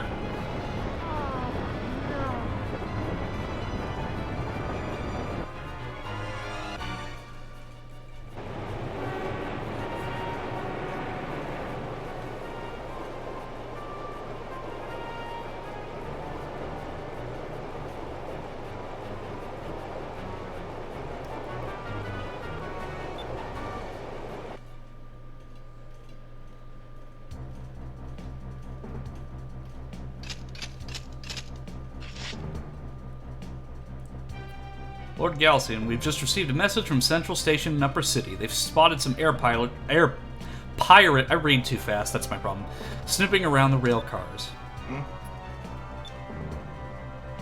The air pirates who escaped the execution, are they still free? Yes, Lord Galcian, my humblest apologies. See, I'm a commentator, like a radio commentator, I'm not a voice actor, so a lot of what I read is just me, like, commentating what they're saying, if I were to read it myself.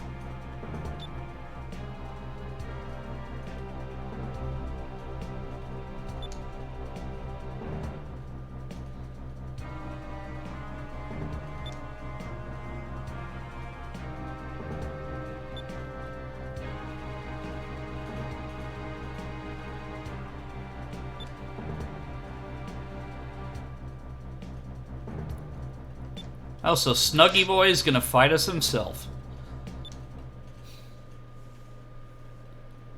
I mean, what's he gonna do? Throw his robe at me?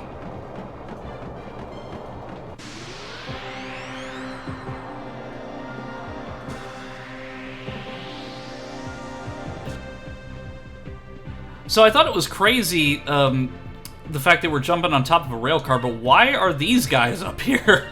Like, did they just, like, happen to notice us and then crawl on top with a non-existent ladder?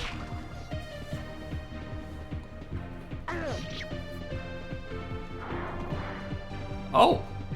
That's interesting. I guess the assassin blade poisons.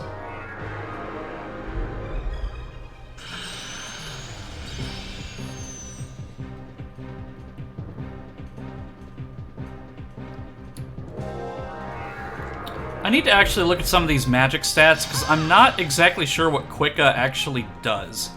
I'm assuming it's related to speed, but I have never actually used it before, so I'm not sure what it does. I think Aika might know that ability, so I'll check that afterwards. Yeah.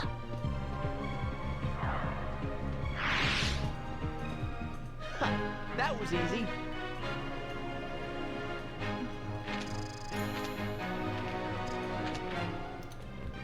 I'll check that real quick, just because I'm actually genuinely curious, because some of these moves I never even used when I was using my brother's file. Doubles the speed of all allies, also it makes it easier to run from battles. Okay, so that's something that I probably won't use, because I'm not going to run from battles.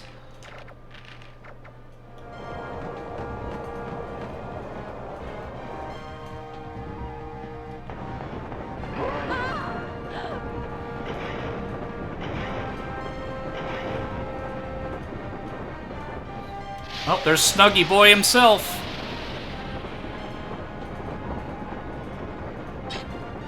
Okay, where in the fuck was he hiding that thing? Like, does he just walk around with a big-ass sword under his robe all the time? Am I allowed to ask about plurality? Or plural... Sorry, my pronunciations are bad. Plurality? Yes, absolutely. You can ask any questions of me you like. I am a very open guy/gal, so just let me know.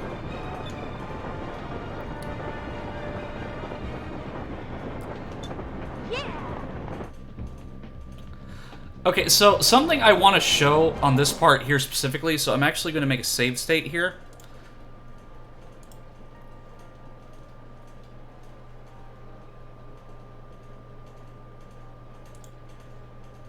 So Galcian is chasing us, and he's moving at a really slow pace, so we can run away from him. But we can actually go and fight him if we want to. So I'm just going to run there and fight him, because why not? It is time to die. So we're facing the Grand Admiral of the Imperial Armada right now, so if we take him out, then they're fucked. But we're level 11. I don't know what level he actually is, but I just wanted to showcase this just to show that this is actually something you can do. Here goes. But the problem is that he has 9,999 health because the intention is that you're not supposed to win this battle.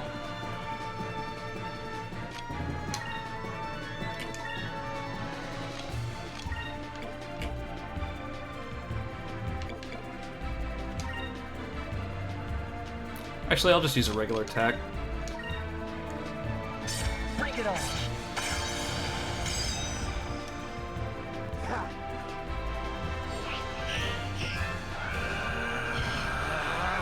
Attack me if you dare.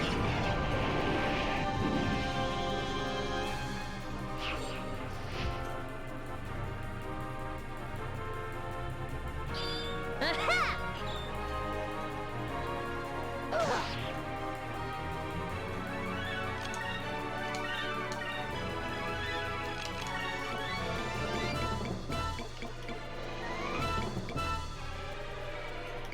Yeah, may as well.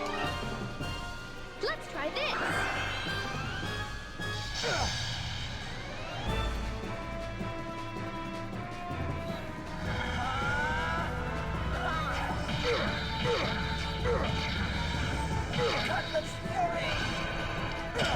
It's basically an exercise in futility to fight Galcian at this point.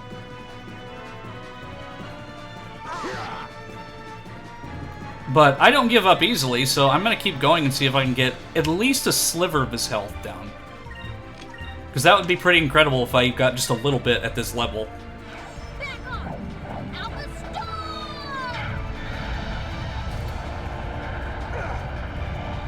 I mean, it looks like I might have gotten a tiny bit, but I think that's just the end of the health bar.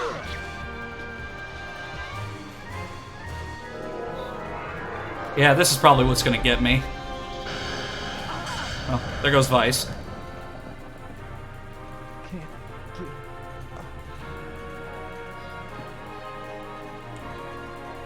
And I can't run either, so even if I wanted to. So we're just gonna beat Galcian with a boomerang and hope that he doesn't stab us with his giant toothpick. Okay, and we're done. Because he just used that high-level magic, and that's usually an instant KO. Yep. I didn't even see her health bar go down. Okay, there we go. Okay, so yeah, I just wanted to showcase that because this scene is very important because it shows you that no matter how powerful you are, you can't get arrogant because Galcian is at a whole nother level than the bosses that we fought so far. But for Ordinary Clover, just to kind of add on to what I said earlier, feel free to ask any questions you'd like. Oh, well, you just typed it right as I... Okay, so now we're back here. So how does the experience work? Like, it sometimes feels like it could be plural, but not in the same way as others who use the label. I feel like I change the person sometimes, but I don't change memories, at least not noticeable, at least. So I can't really give you a textbook definition of the experience, because it varies between people. But at least in my experience, it's kind of, like, when you're... It's almost like having, like, another voice in your head that you can discern from your own. So, like, say, for example, when you talk, like, you talk in your mind voice, like, you know that it's you talking, but, like, the way that I do it is, I let that mind voice kind of play out, and then there's an additional voice that comes, and that's how you tell the difference. But it works differently for everybody. Some people, it comes from medical incidents, such as, like, trauma, and then others, they just develop it on their own. Here goes. And sometimes it's a mixture of both.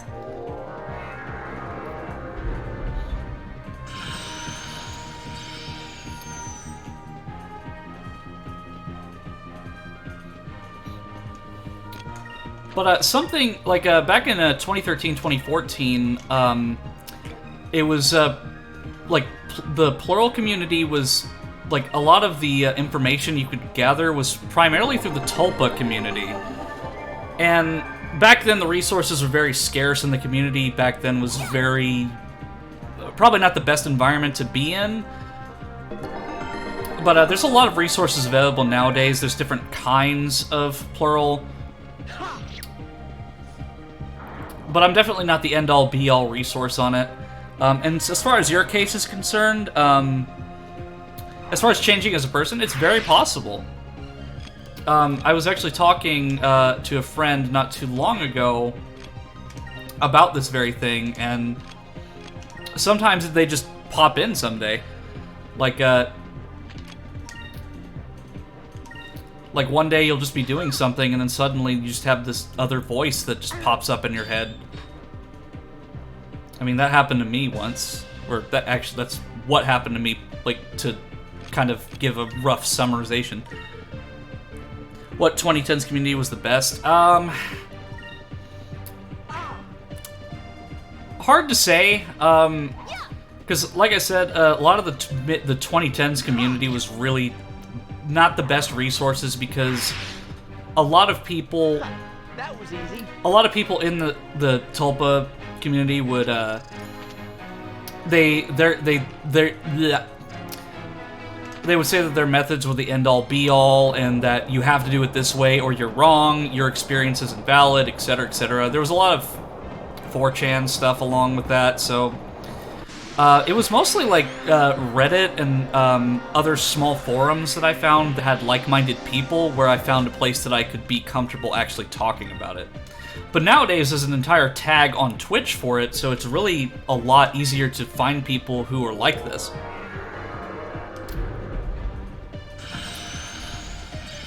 Yeah, but Reddit's a good resource for it. You just have to find the right subreddits. There's lots of Discord servers nowadays. Oh yeah, 2010 was a shit show.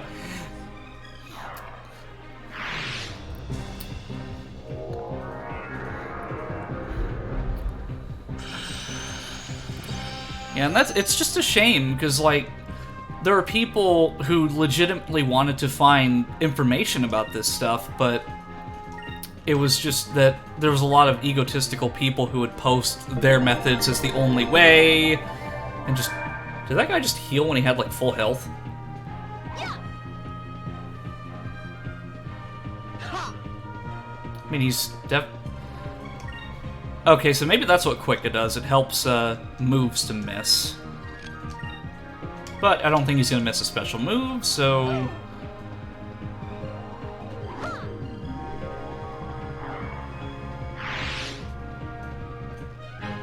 That was fun. But if you're comfortable, I do have a Discord server that's in the About page of my Twitch, so we do have a few people in there that I've been talking to, and that are also part of the Twitch community here. I just phased through the damn trail car. So if you want to talk to me after stream at a little more length and talk to some of the others that are in there, I'd be more than happy to discuss it at a greater length where I'm not so much just distracted by the game, you know.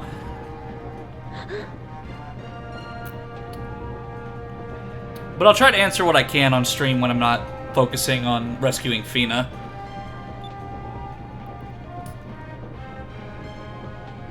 Because I think me talking back and forth actually helps me to keep consistent and not go too quiet during these scenes.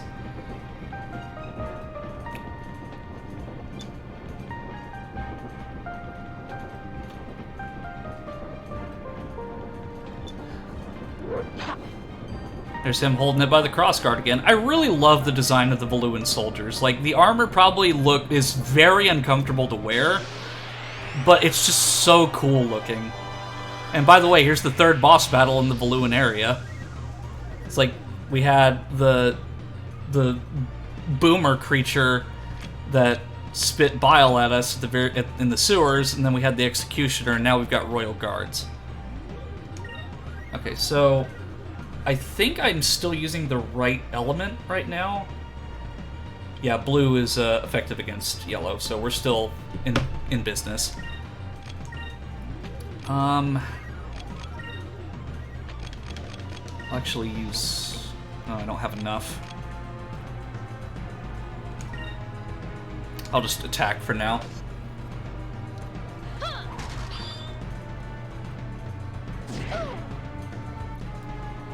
I don't know if I have the chat commands enabled just yet. The Twitch is still very new. So there's a lot of stuff that I still need to work on, like sound alerts especially. Like, I definitely need to, like, spend a day and just go through a rundown and fix everything. Because I actually just moved from another platform. I used to do YouTube stuff, so this is actually my first time being on Twitch at a length. So there's a lot of stuff that I still need to learn.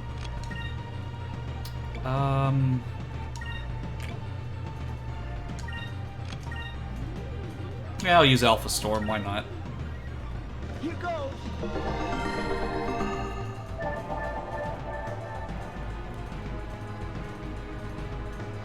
Back off!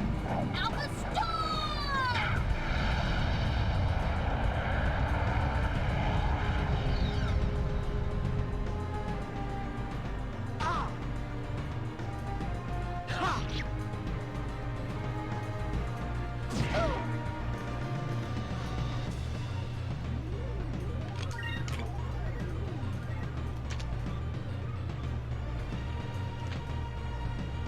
I may as well.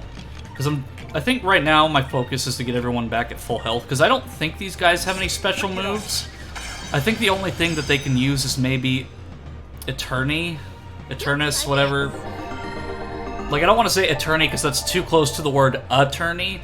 So I think Eternity, like, again, these pronunciations are beyond me.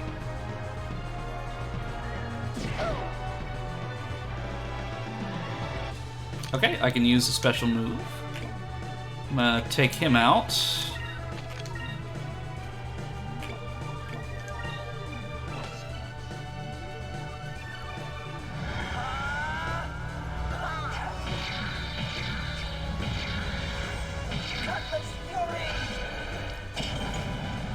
Oh, come on. Seriously? Just like a tiny sliver of health? Knowing my okay, there we go. I was afraid that he was gonna heal his partner and then I'd just be back to square one, but we're good.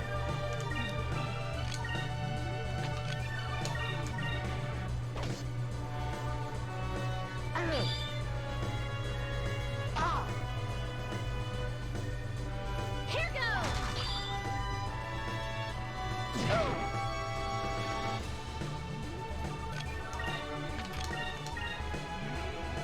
And just to be safe, I'll use Alpha Storm. Because he knows he's done for, so he's just going for guarding. Back off. Alpha Storm.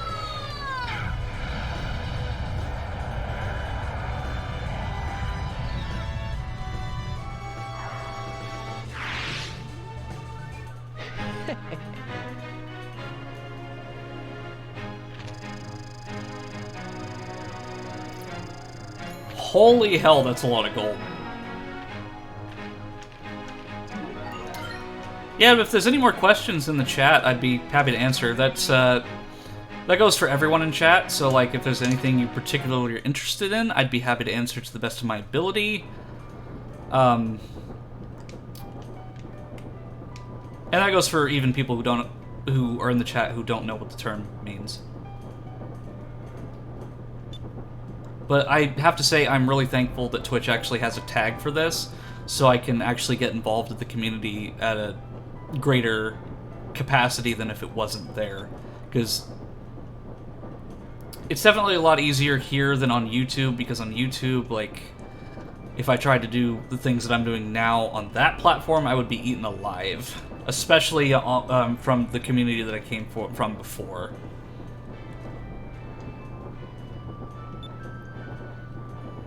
Because with this, I can actually express myself quite a lot more. Yeah, I mean, just like if you want to like ask about plural stuff, like how my day is, I'm an open book. There's just, of course, like if you wouldn't ask like your best friend or like a family member or something like it, then you probably wouldn't ask me. But you know,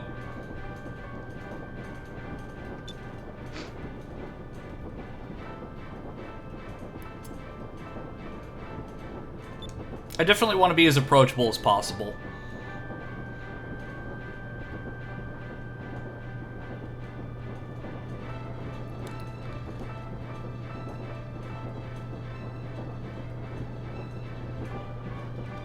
How do you pronounce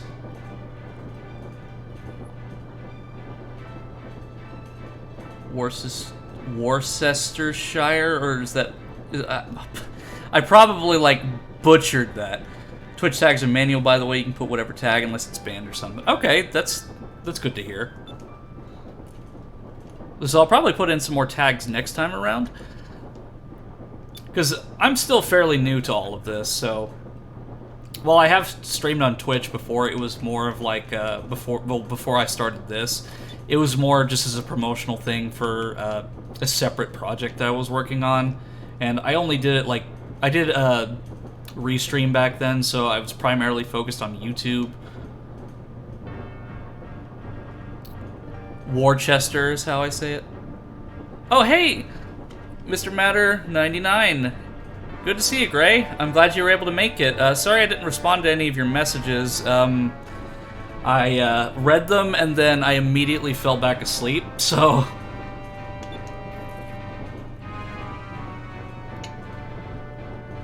There's Pretty Boy Galcian without his Snuggie robe.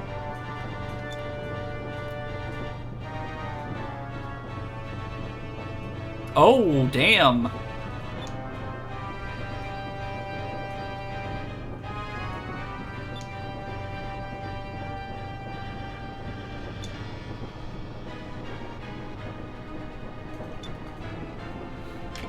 Oh, it sounds pretty fair. I mean, have they given us any reason to be trustworthy with them so far? Absolutely not. Never.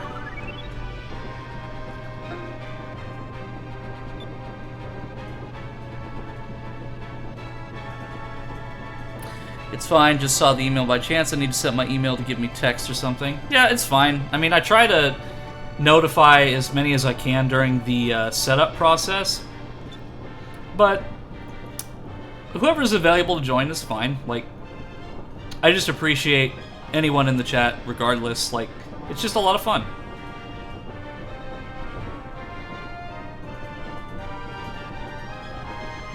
Yeah, see, like, he wouldn't have let us go free. Do you honestly think that after attacking the Valuan Armada, you'd be able to fly the skies freely? Like, he would have taken Fina and just killed us. That's exactly what he would have done.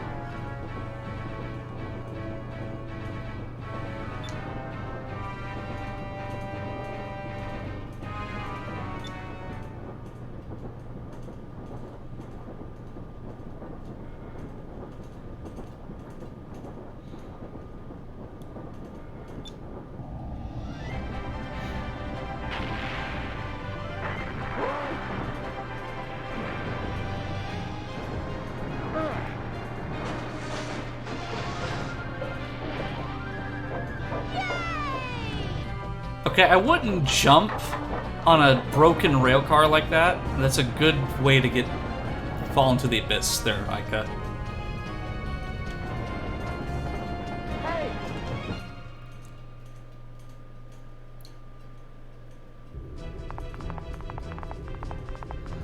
Is this that one GameCube that had online? I don't recognize this at all. No, that was Phantasy Star Online. This is Skies of Arcadia. It was a Dreamcast title that was ported over to the GameCube a couple years after its release with an expanded set of side quests, story, and it all fit on one disc.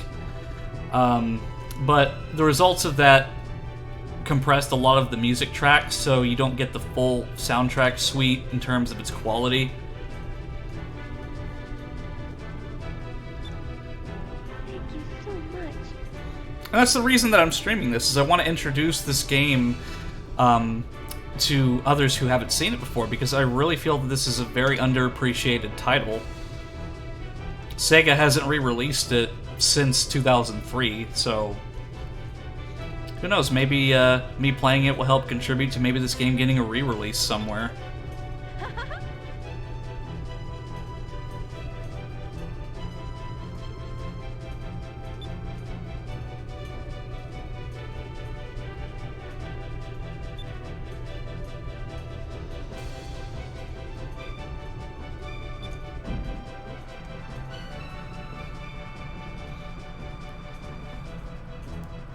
Speaking of re-release, did you watch the Direct?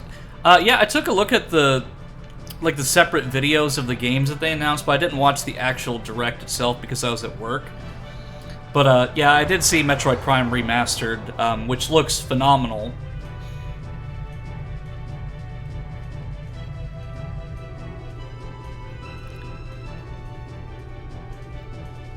Yeah, is that, would you love to try Legend of Legai? Is that game, like, is it an older title, or is it something that I can get via, like, Steam or Good Old Games or whatnot? I mean, it's not a huge deal. I could probably get a hold of it. It's just, it's just a matter of finding a copy, since I'm not familiar with it. And still, this game is still technically a new experience for me, because when I played it the first time, I was very, very young, and I was writing on other people's files in progress, so I just played, like, through certain sections, and I didn't actually delve into the story very much. And at the time, I didn't really have a really good reading comprehension, so I got the basic plot down, but I've never actually played it start to finish while understanding what they're actually saying. We got a warning about you air pirates from the Coliseum Guards. You're not getting through here. I mean, let's go sink his dinky little sailboat.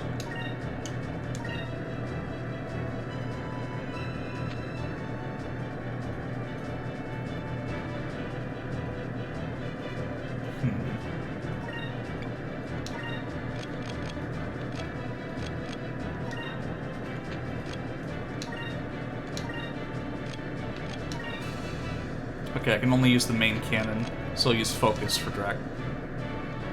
Well, actually, hold on. How much is the harpoon cannon? 15, so I won't be able to do it for this turn, so I'll get some damage done, and then I'll...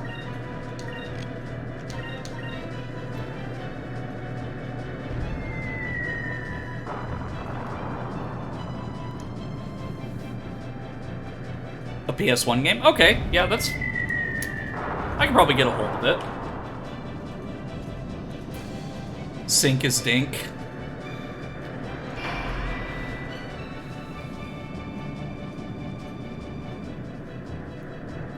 All this happening while the door is closing to the Grand Fortress.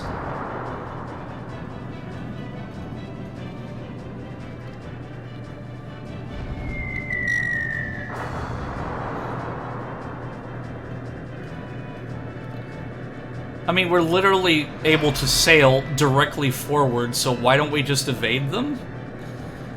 I mean, sure, they'd follow us, but at the same time, it's just... We're literally flying around as that door is shutting. Boy, the harpoon cannon takes a lot of spirit points to fire. Also, you can only fire it when the target is in the right place, so attack the enemy with your normal cannons and build up your spirit. And when the time is right, unleash the harpoon cannon.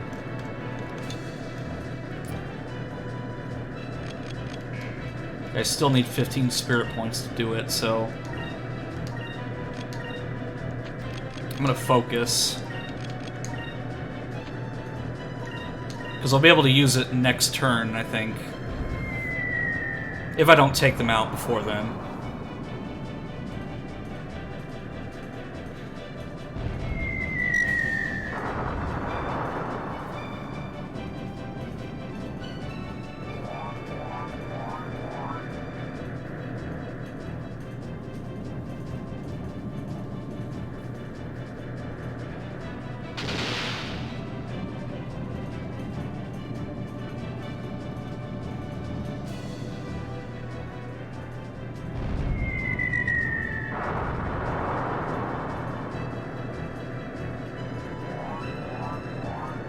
Okay, so next turn I should be able to use it.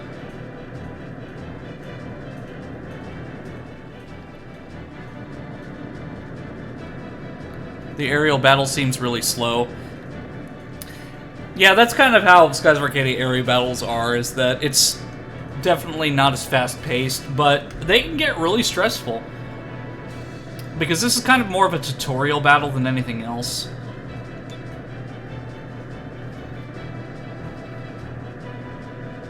Because it's kind of an introduction to the harpoon cannon, which is a special weapon that we acquired while we were in Valua.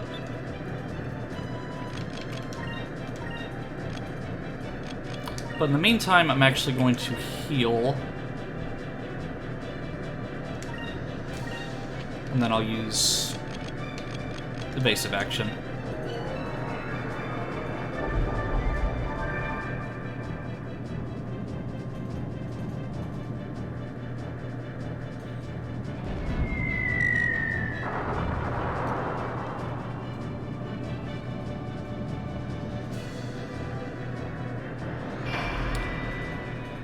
Alright, and then he's going to probably shoot me one more time, and then I'm going to take him out in one hit with the harpoon cannon.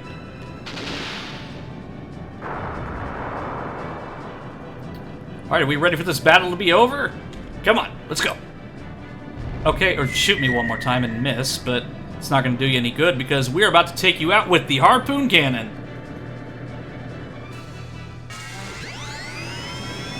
Harpoon cannon, fire!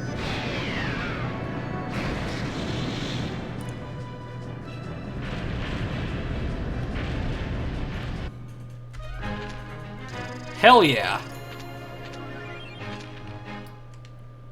I'm off work at 2 tomorrow and don't work Monday or Tuesday if you want to do anything. Monday, well, Tuesday might work. So Monday is already preoccupied with a couple things. I actually get my wisdom tooth taken out that day, and that's not going to be fun. In the early morning, I have to go get it taken out, and ugh. Never actually had any teeth pulled before, so it's going to be interesting.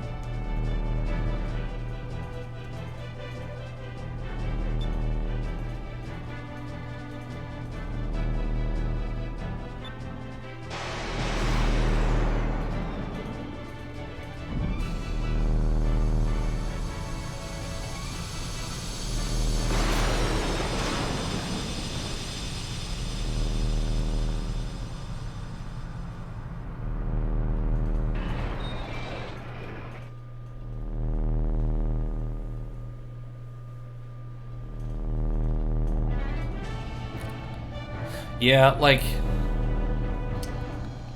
Or, like, for the longest time, I've just kind of ignored it, but it's just to the point where it's, like, I can't... Like, I can't even, like, eat food on a certain part of my face because of that.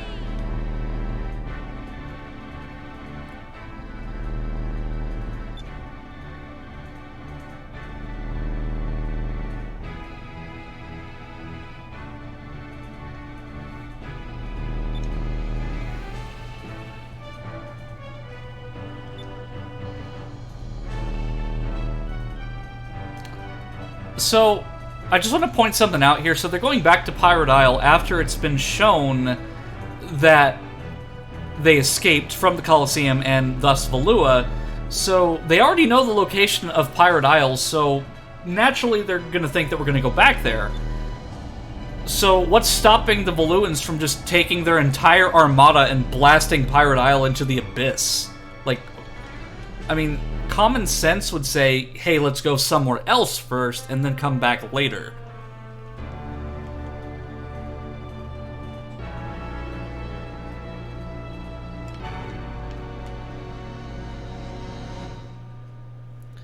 If you're lucky, you'll have 4 to remove. One of my coworkers that said, how do you have 7 wisdom teeth to remove?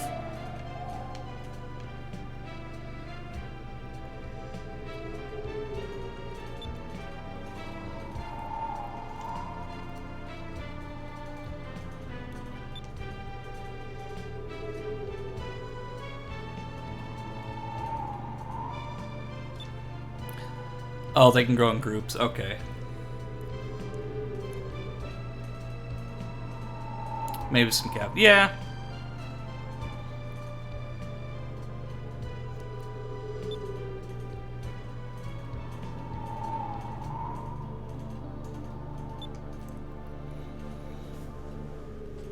I've only ever had dental work done once, and that was through my college. There was a free program that the community was doing. And I had essentially like waited in line for the entire day because the entire community came in to get this free dental work done. So I waited in line. I got this paperwork filled out, some agreements that I had to adhere to. And then they checked my teeth, and then they gave me a slip to go wait in this gymnasium, and then I was one of the first people in, but I was one of the last people to get serviced, which sucked, but I had to get fillings, and that was the only time I've ever actually had any dental work done. Clearly you don't own an air fryer. Well, I do actually own an air fryer, so I'm typing on my Steam Deck screen keyboard. Oh, you're actually, are you watching it from the Steam Deck, or are you just typing from the Steam Deck? I love our air fryers. Everyone should have one. I just tried some cinnamon rolls in our air fryer, or me and my brother's air fryer just recently. I'm a Sylvite, a descendant of the Silver Civilization. Silver Civilization? Hundreds of generations ago, the world's population was divided into 6 civilizations.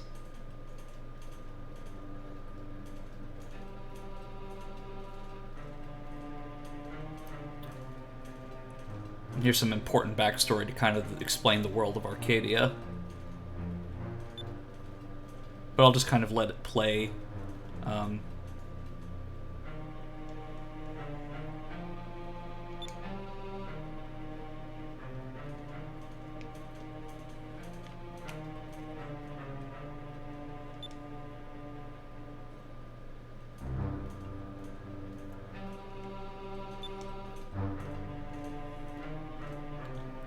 These weapons were called Gigas. They were gigantic living weapons that were capable of destroying whole islands. And I know I just went back on what I said, but sometimes I will read it, sometimes I won't, just so it's not completely dead air. Here we go, standard lore dump. Absolutely.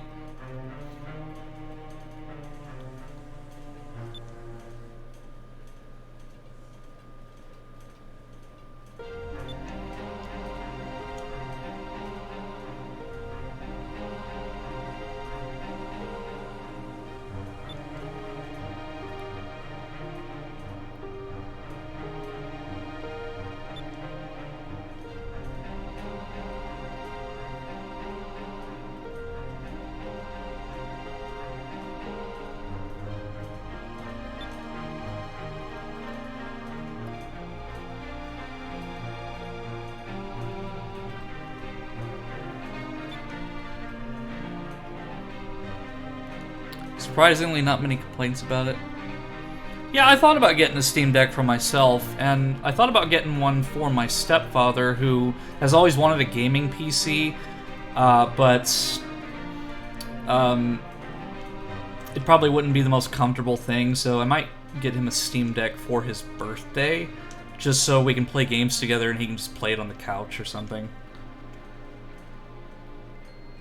And I want to get one for myself just so I can catch up on some games that I have touched and started, but I've never finished. Because I can just lay in bed playing it and not have to worry about getting on my desktop. Plus, the customization for the Steam Deck is really cool, too. Because as far as I'm aware, you can emulate games on it as well. So if I wanted to play like this or something else, it's possible.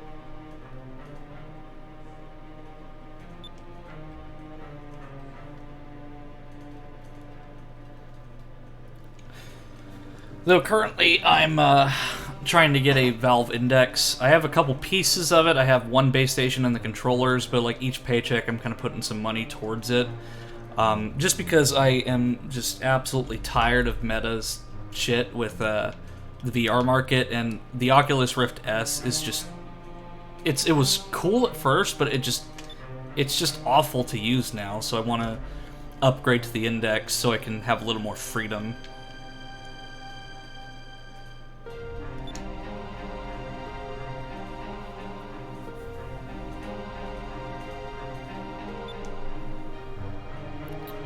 Valve's making a new headset, I'd hold out.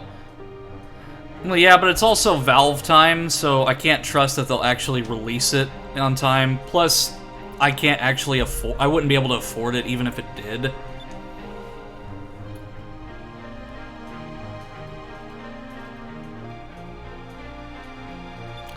But it's more of just like a temporary replacement. So I just kind of want to get rid of the... I want to get rid of the Rift S as soon as possible, you know?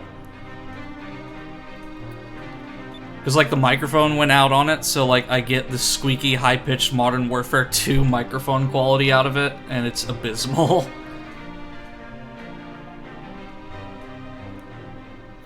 I will definitely not be getting the what was it, like, the Quest Pro or something? Like, that... It just doesn't interest me, like anything Meta comes out with. I need to think about this. No, leave everything to us because we're brave. We just broke out of the Valuan Empire unscathed. Only VR set I ever had was my PlayStation. So many cords. Yeah, because I remember when Valve was doing like the testing the waters and giving certain creators access to the Knuckles prototypes. That took like 2 years before they actually released it.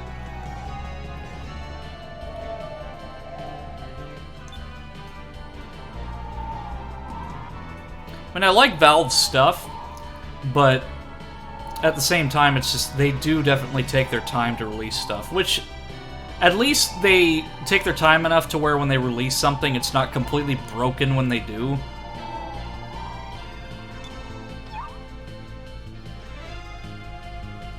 Your desk mic, Balloon Empire.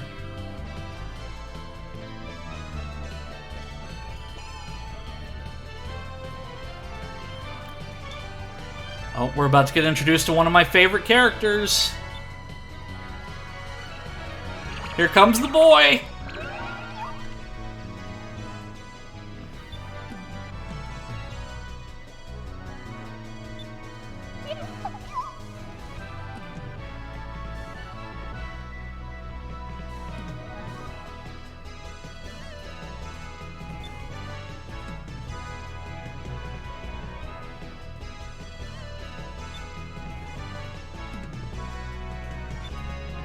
Cupel. I've loved Cupel ever since I was a kid.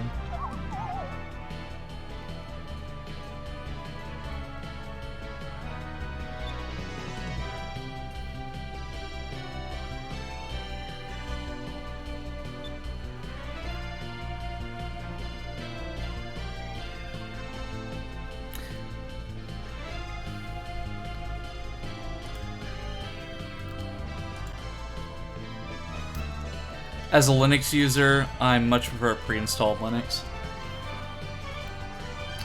I don't know, are you able to install Linux onto the Steam Deck? I know that I've seen people that have messed with like the OS on it, but I haven't really delved into it significantly enough to have an understanding about it. I've only ever seen it in person a couple times. It's pre-installed. Okay.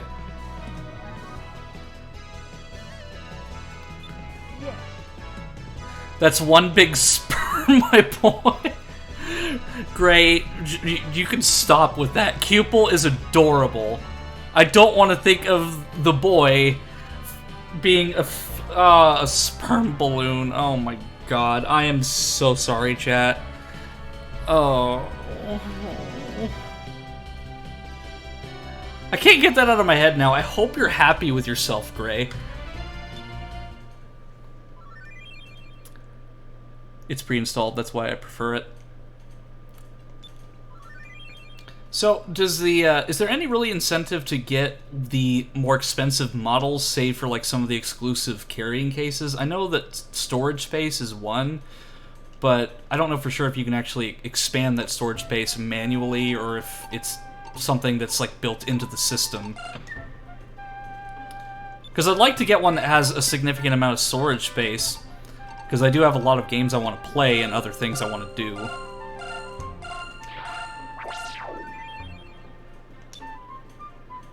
BRB oven.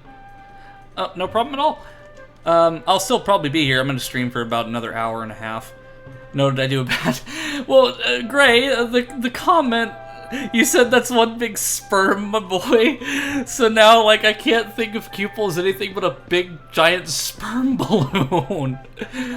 No. It's okay, though. I mean, that's the, like... It's not a stream if I don't have some, like, fake rage towards something. Because I think that just makes it more entertaining. Welcome back.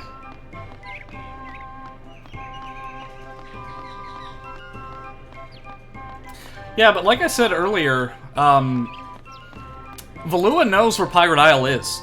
And they know that this is our home and where we'd come back to, so why didn't they just send the entire armada to obliterate the island? It just, I mean, sure, they might be, like, recouping and regrouping after the defeat at the Colosseum, but at the same time, if they're a country with footholds in multiple parts of the world, then getting at least a small fighting force out to Pirate Isle to obliterate the island would seem like child's play to them.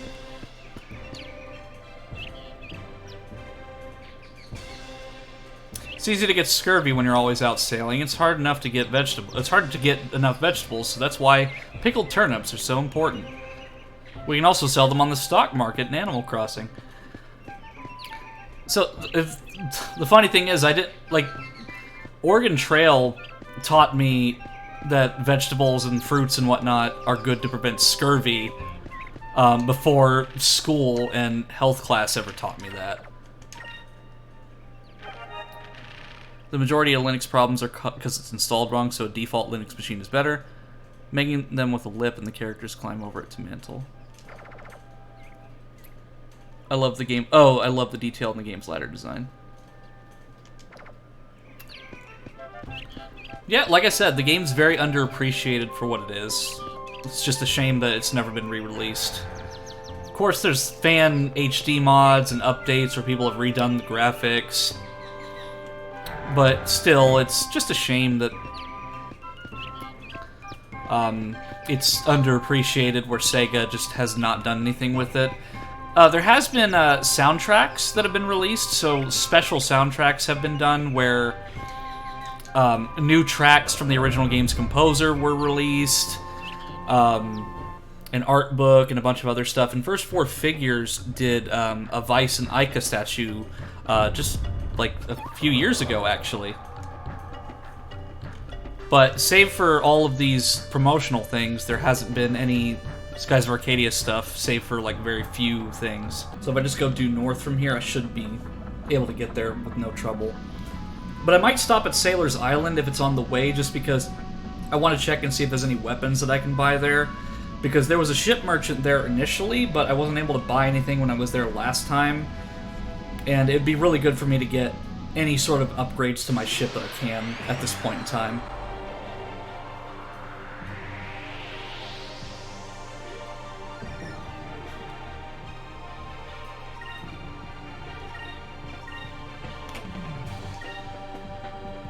Okay, well, this is the opportunity you get to see Cupel, but Fina is very under-leveled at this point, so she's quite literally level 1, so this is kind of the opportunity that I have to grind and just kind of level her up, but for the most part, she's a support role, so I generally use her for healing purposes.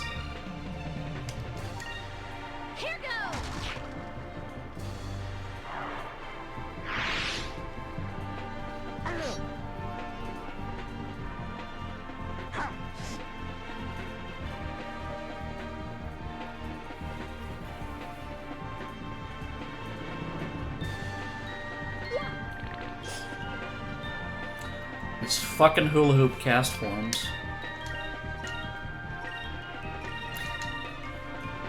Come on, one of them's bound to hit. Yep, there we go. That was easy.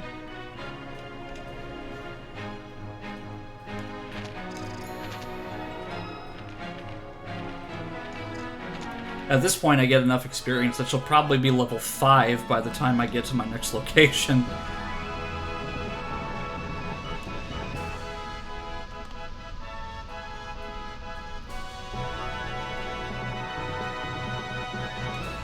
Okay, Sailor's Island.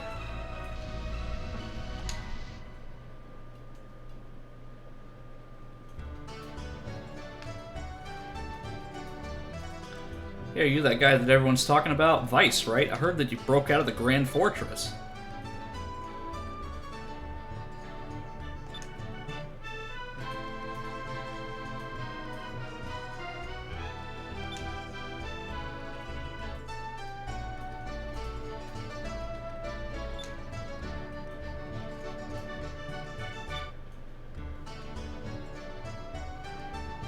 Okay.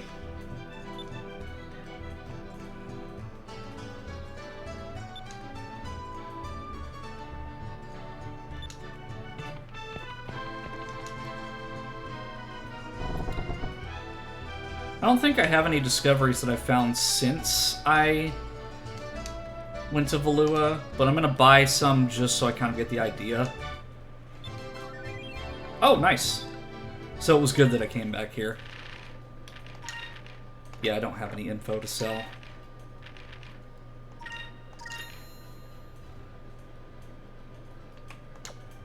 Because some of these discoveries are as far as I know, some of them are timed, so there's only certain points in the game you can actually do them. And that's probably my biggest concern, is because,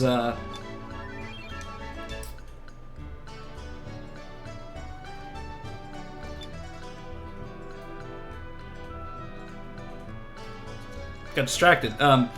So some of these discoveries are, as far as I know, they're timed to specific areas of the game, like in different times. So I am a bit concerned with that, but I don't fully intend to 100% everything. I'll try to get as much as I can, but going through the discoveries might take me a significant amount of time.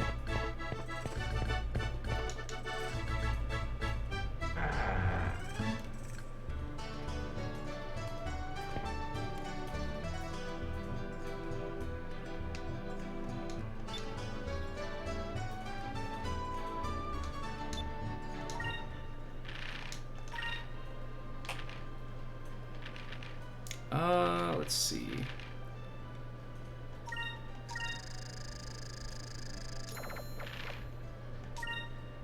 Oh, the little Jack doesn't even have any of this stuff. So it's probably good that I get this now while I'm here. Okay, so I've got the...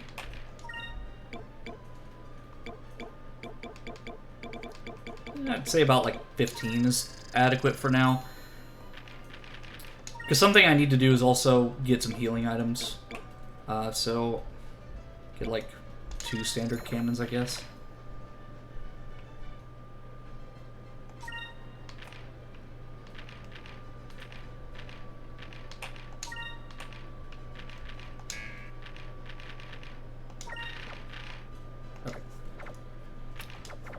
Probably gonna mess with that later. Because I have to, like, take a more detailed look at the stats.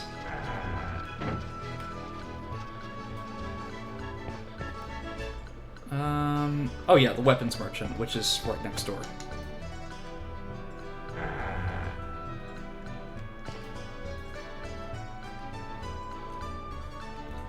Vice the Respected, I've heard plenty of stories about you lately. You seem to be the talk of the town.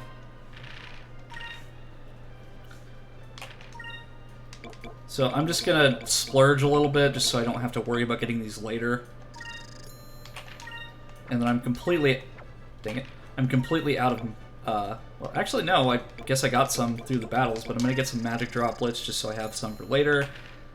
Curio crystals are fine, because I don't really get status effects enough to where that really matters. I think I'm good for now in terms of that.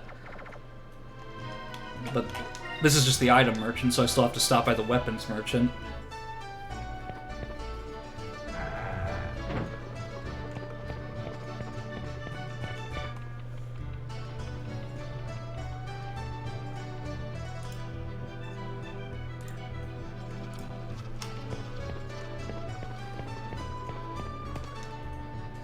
In here, maybe? Yeah.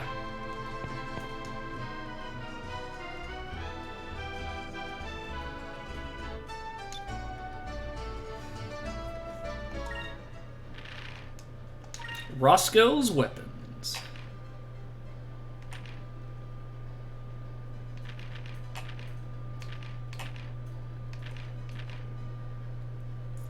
I'm still not really keen on using some of these held items, because I just don't know, like, what would be adequate for what I'm going for. Because, of course, you've got your armor, and then you've got your held items, like the ring symbol there symbolizes it as a held item. But I just don't know what would be good for this point in the game. Because it takes some of my attack power down, but it's going to give me extra defense, and then other stat bonuses, but like right now I really want to focus on my attack and defense. I'm not really super worried about my magic skills just yet. But I will buy these weapons just because they seem to be a slight upgrade from what I already have.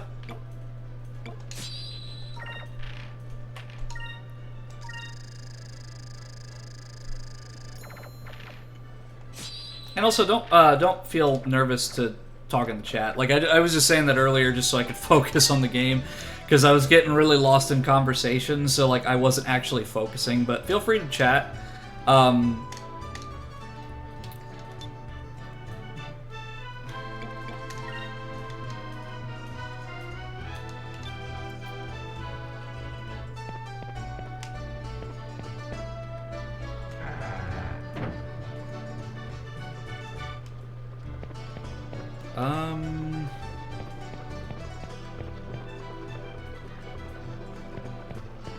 I don't think there's anything I need to do here save for just getting those weapons, so I'm gonna stop by Dock real quick to drop off the moonfish, and then I will head to Nazar shortly afterward. I don't think there's anything I get from Dock by giving him like the 3 or 4 moonfish that I have right now, but it's still probably worth my while to drop them off before I forget.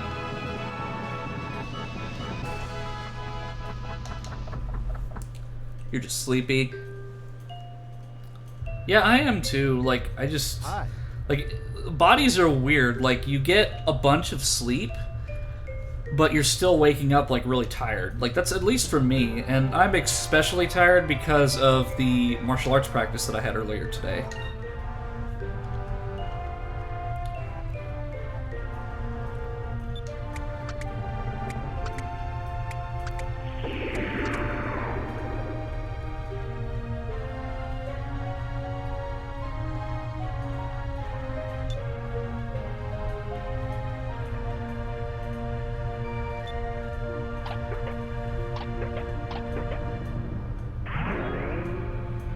Okay, so it does give me stuff if I do that. I thought it was just, there wasn't any real incentive save for the side story. You received the Rise Element Crystal. Oh, cool! So basically, the Rhizome Crystal and the Rhizome ability is essentially just the Phoenix Down of this game. So if one of your party members gets knocked down, that's how you revive them mid-battle.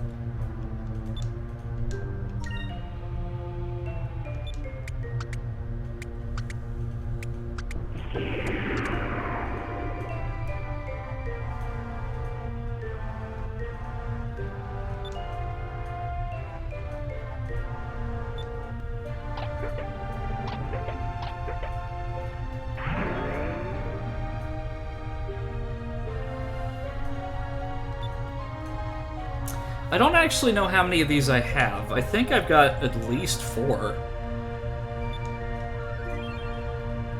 The Warrior's Rune. That sounds like a power metal song.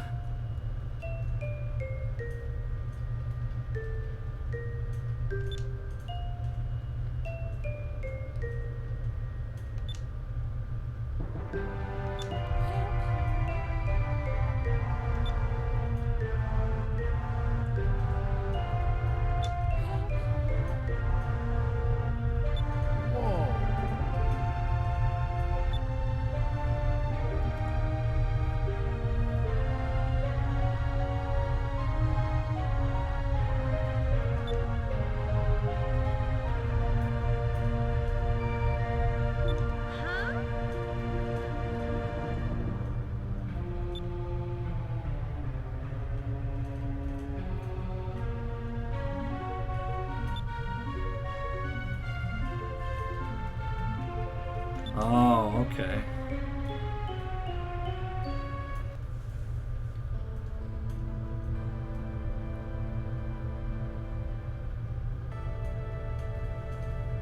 It seems like there's good people that were in Valua, because Doc seems like a decent guy.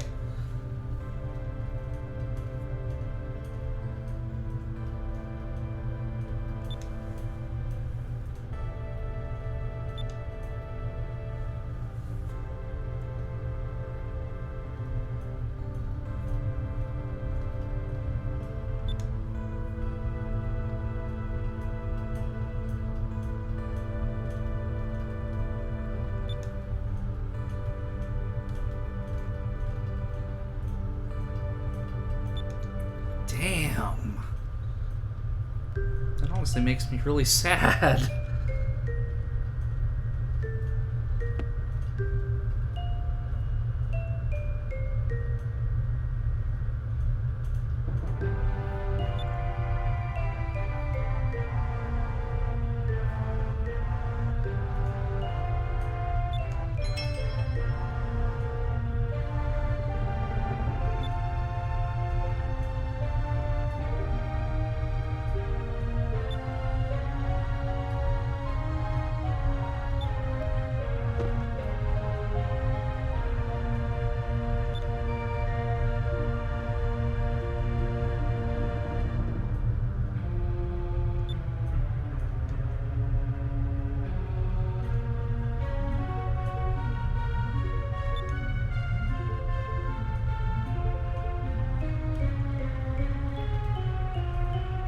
Uh-huh.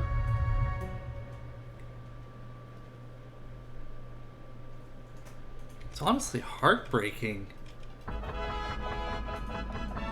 Oh. Okay, so Nazar is directly east of here, and it looks like I'm already heading that way, so I think this way and through the reef here is where I need to go. Because with the harpoon cannon, I think I can just go directly through this.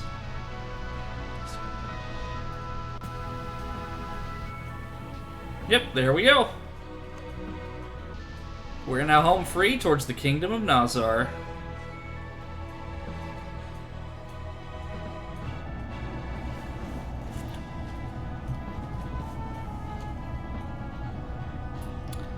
Careful where you say that in good company, Aika. You might get people referencing a certain Skywalker.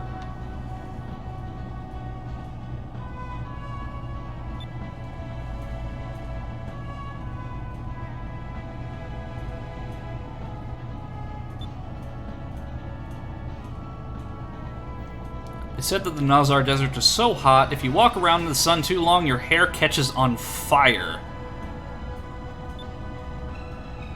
Everyone carries buckets of water around with them so they can put their friend's hair out, and then... Oh, come on, Aika. You don't actually believe those crazy stories. Sometimes I wonder what goes on in that head of yours.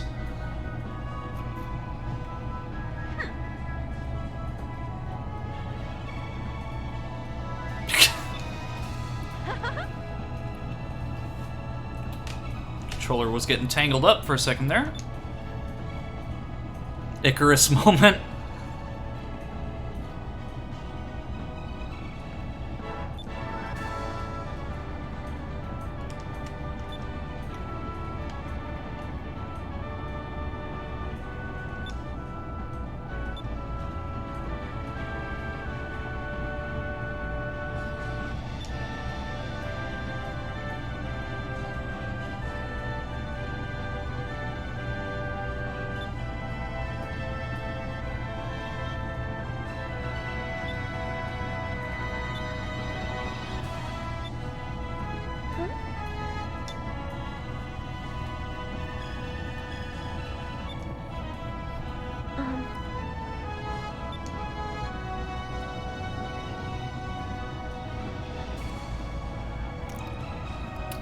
Aika introducing Fina to the world of capitalism.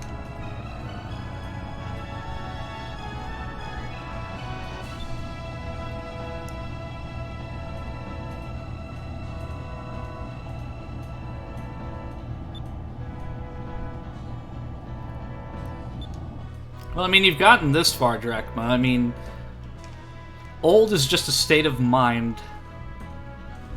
It's never too late to start something. I mean, there are people that I've heard, that I've seen that started playing guitar at, like, age 70.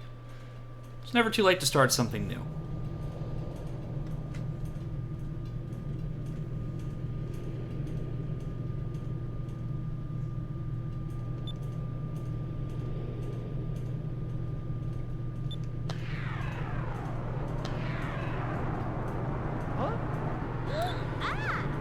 Come on, Drachma, you've got to be kidding me. Stranding us again?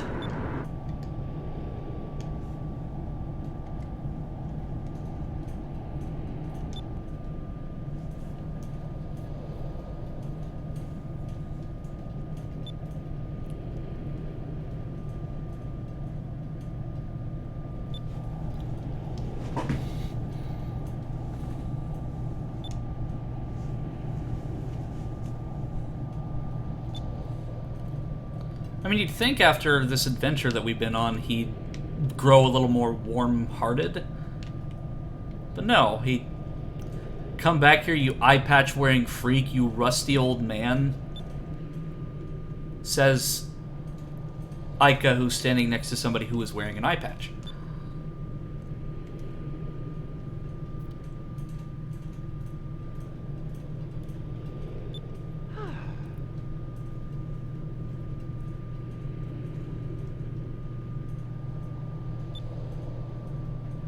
Here, what time is it actually? Oh, it's actually decently late. We'll see if I make that 4-hour mark. I mean, I might, depending on how much progress I make, I may call it early just because it is getting a little late, but we'll see. I mean, it just depends, like, if I get into this point of the game. Because, like, there's some sections of the game that have a lot of exposition, and it gets kind of dull because it's just they're telling and not showing a lot of stuff. But I'll see if I can get to maybe the next dungeon, and then that's where I'll leave everyone on a cliffhanger.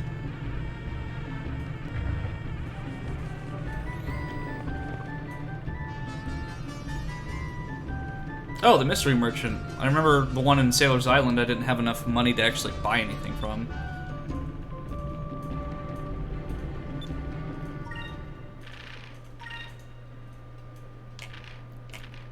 Slayer ring. Whew. I'm gonna spend a lot of my money and buy that because those stats are attractive. Though I think I'm going to give it to Fina just because, well, no, her magic skill goes really down. So I'll give it to Aika.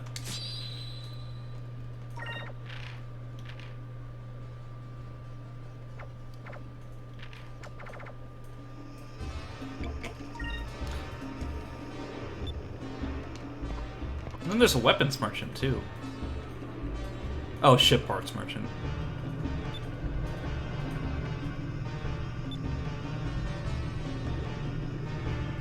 A torpedo.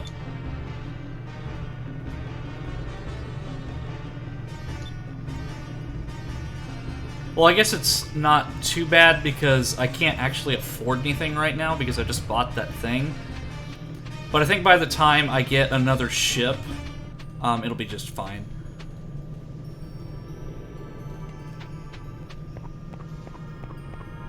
But what I really like about this game is that each civilization under each moon has a certain theme. So of course you've kind of got your Middle Eastern desert theme with Nazar and the Red Moon, Valua, more of an imperialistic, sad and depressing empire with varying degrees of living conditions.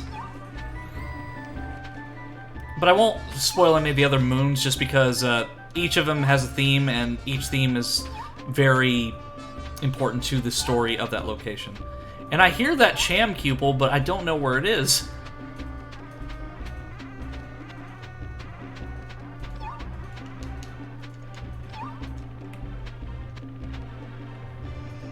Cupel, you were getting on my nerves, boy. Well, I guess I'll wait and I'll talk to all these NPCs first.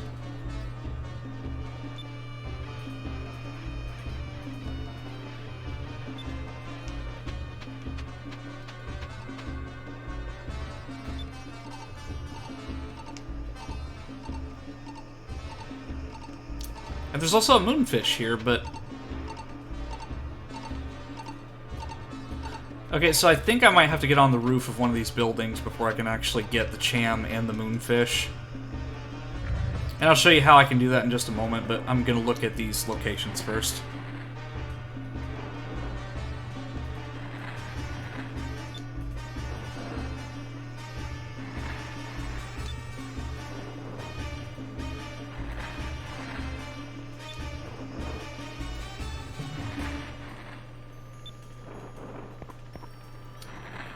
I wonder if there's anything more to that, like maybe like I find somebody and like bring her back for a side quest.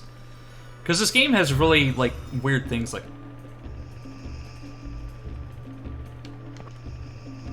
Okay, I love this guy's hat.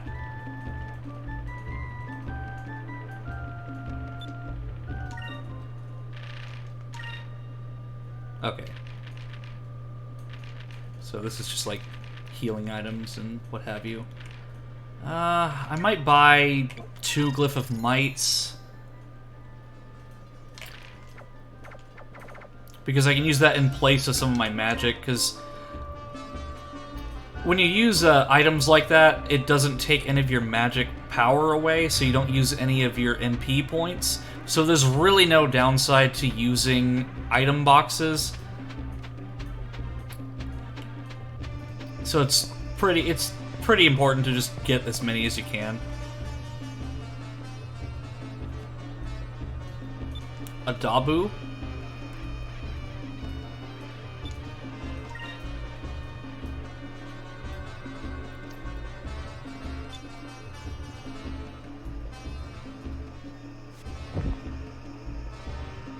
It's like a kangaroo camel. Like... It's cool looking, but it's like a pink kangaroo camel dinosaur thing. Okay, so I heard the Cham was over here somewhere. So I'm gonna see if I can dismount over here. Okay, no, there's no red poles over here. But there is a second floor that I can go to, so I'm gonna try doing that next. Because I don't want to get to the next area before I get all the stuff that I can get here. But maybe I can get the moonfish. Yep. Where is it? There we go.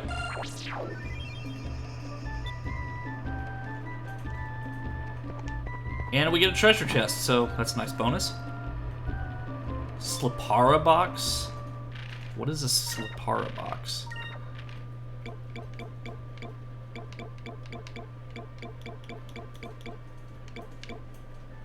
Oh, there's the Cham. Mage of the Blue Moon is enchanted a box with the spell Slipara, 3 or 4 charges. Well, it doesn't really exactly tell me what it does, but I mean, I'm sure we'll figure it out as time goes on.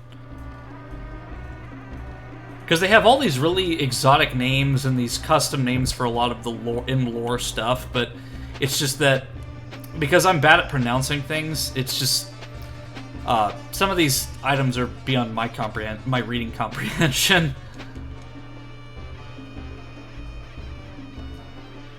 Okay, what have we got up here? I feel like they wouldn't put this here unless there was something I could do, but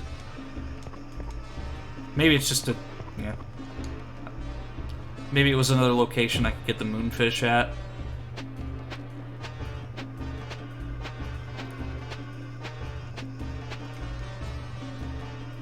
And a 1, and a 2, and a 1, and 2. Welcome, traveler. Here, young desert traveler. Stay a moment and listen to what I have to tell you. Make an excuse and hurry on. No, I'll sit and listen to what he has to say.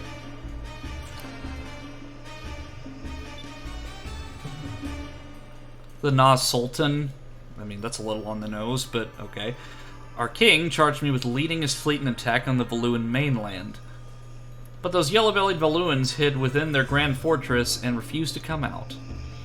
That's why I'm working out, so that one day I can break through the gate of the grand fortress myself. I mean, who are you, Chris Redfield? Like, I don't think you're going to be able to break through that easily. Oh, I dismounted on the wrong thing.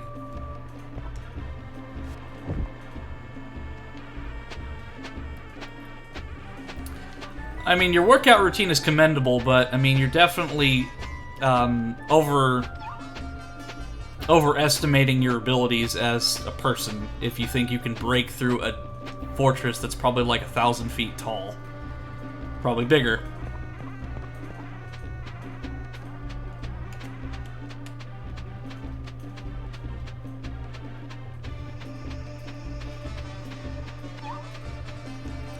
So I'm guessing that I can get the Cham on the top floor of this inn.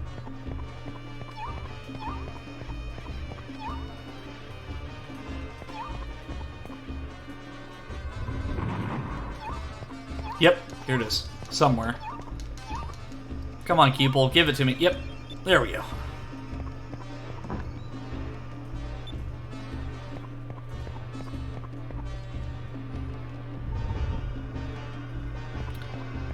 I don't really have the need to sleep in the inn right now, because I think I'm pretty much at full health, yeah. But I will use the save point just so I have this slot.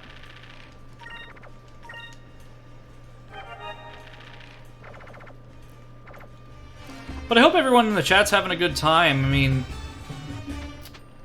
I'm glad that I decided to stream today rather than tomorrow. Because Super Bowl Sunday is tomorrow, and I don't want to deprive anybody from watching that who's interested in football. I'm probably not going to watch it. I might look at the score. Why can't I... do I have to talk to the guy? Okay.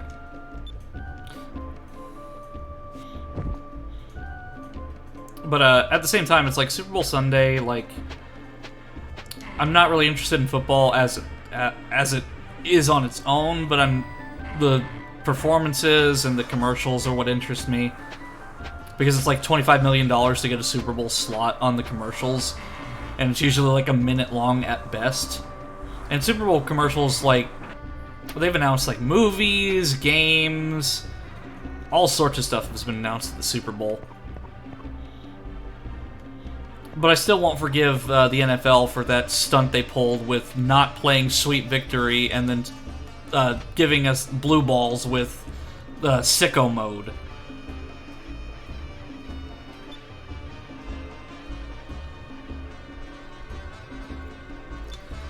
But I'll be honest, like, I think there's value in all sorts of music, but I just haven't really been really intrigued or been entertained by any of the musical performances in the last few years.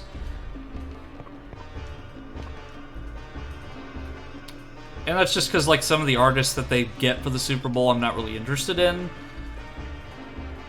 Like, I mean, if they got, like, Eminem, Rihanna, like, and Beyonce and so forth, I like them, but it's like, I wasn't really interested in Shakira's performance at the 2020 Super Bowl.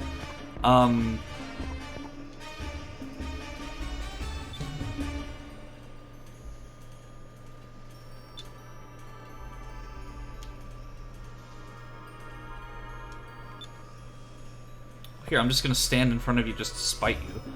So, this is your show. Me standing right in front of you while you clap to me, I don't know, moving around in circles.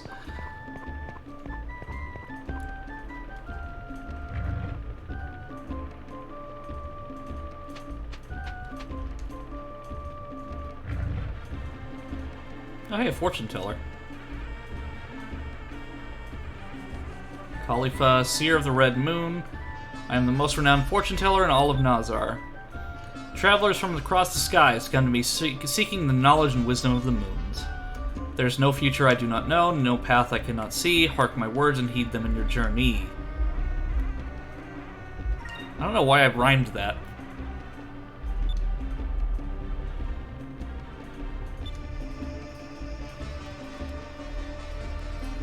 To the east of here is a temple in which a sacred red jewel lies buried in the hot sands. Go forth and seek your fate, and may the red moon watch over you. Okay. So you basically told me everything that I already knew? I was expecting kind of like a Miss Cleo type thing, where there would be this, like, extremely over-the-top performance, and it's like, here, call this 1-800 number, and then I will read your fortune for you for free, and then if you call for, like, more than 20 minutes, you'll be charged for every extra minute.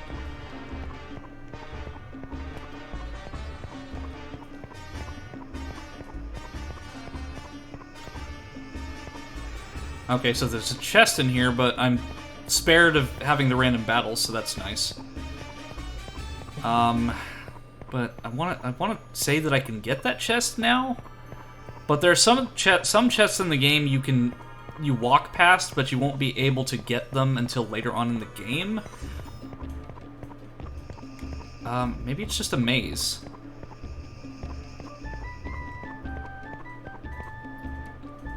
Okay. I mean, I won't spend too much time getting this chest, but, like, if I can find it, I will. But maybe I have to go on... maybe I do have to go on that ladder. And the map helps, because it can kind of show me which area is a dead end, so it kind of takes away from the effect a little bit, but... Still... I am terrible with mazes. I mean, I was even bad at those little, worksheet mazes that I would get in elementary school, where you'd have to, like, take your pencil and then draw the maze until you got to the very end. I was even bad at those. I was more of a word search person. Because I would always cheat with those mazes, and I would just be like, okay, well, I'm just going to erase this little line here, and then this is the entrance, this is the way that I can get through the maze. I mean, of course, that was never anything that was graded, so, I mean, it was just for fun, but it was still... It's like Rubik's Cubes, mazes, and things of that nature are just beyond my comprehension. I don't think I've ever actually solved a Rubik's Cube legitimately. Same goes for slide puzzles. I'm really bad with those, too. Like, I was very simplistic in those kinds of, like, entertainment things. But since I can return here later, I'll probably just come back and get that at some point.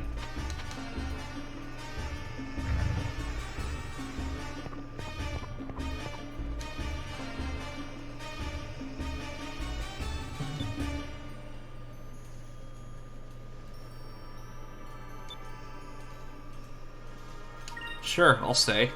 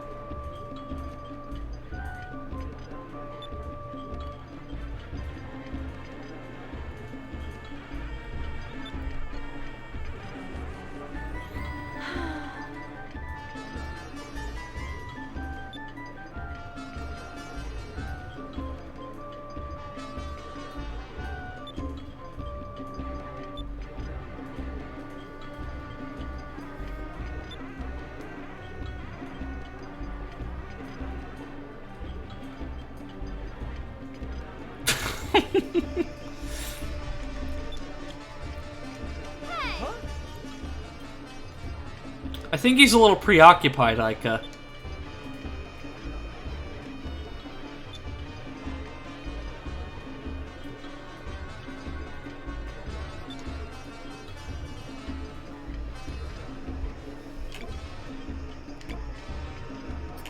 Well, I mean, to add to the comedy, it's like, I have no idea what you're talking about, but I mean, if we're being an honest person here, I would say, okay, I'll stop staring.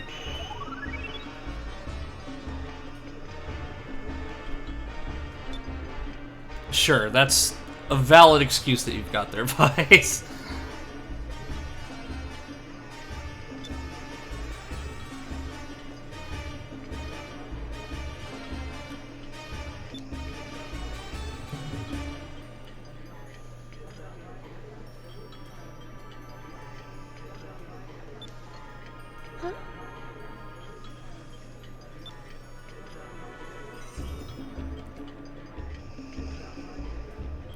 And since Fina is like really, since she's part of a civilization that isn't really familiar with these world's customs, of course she's going to be extremely blunt with everything she says.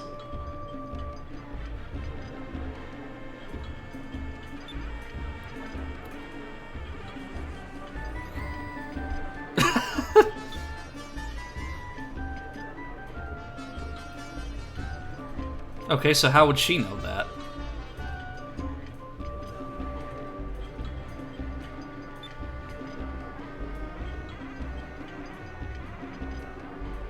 Okay, so that's fair.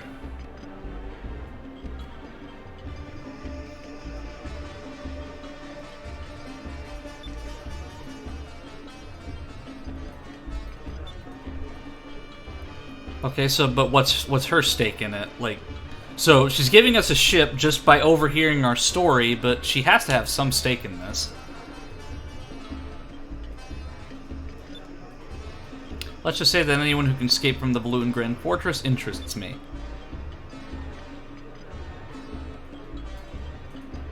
My name is Belina. I'll begin making preparations. Meet me at the port first thing tomorrow morning. See you around, handsome.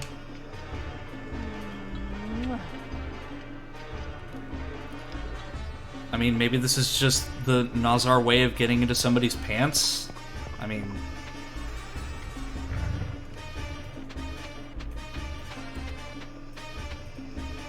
So I guess I do need to actually stay at the inn, then. I didn't think I needed to, but that's the only way that I can progress.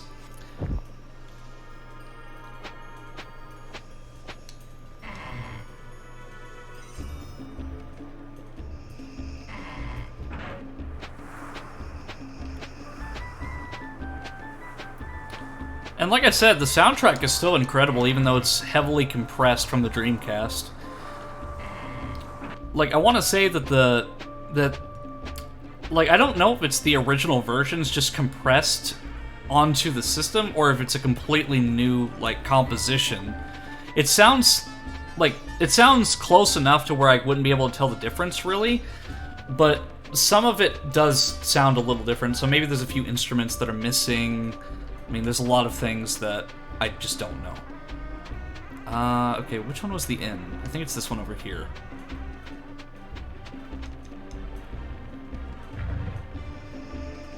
No. It just leads me up to that handsome gentleman who was gonna go punch the Grand Fortress. This is the inn.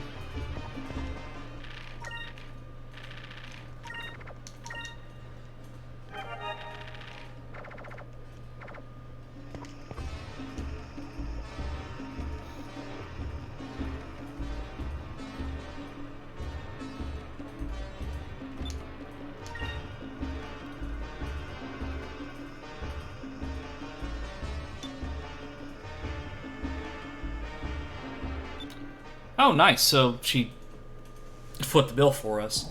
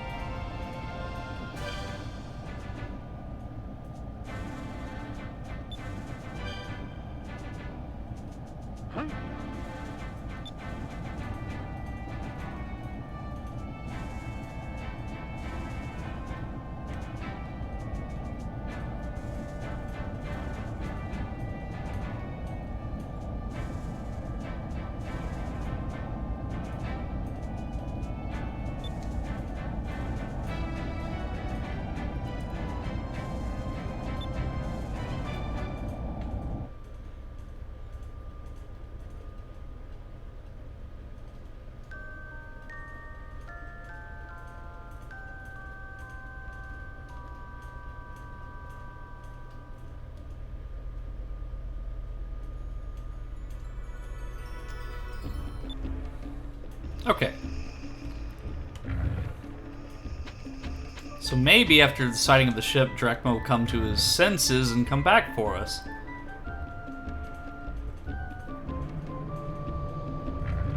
But who am I kidding? Like, if he were to abandon us at that point, then why would he come back and rescue us now?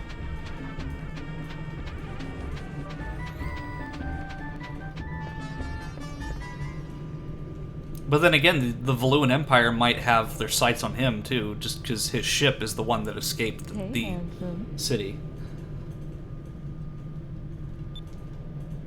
Uh-huh.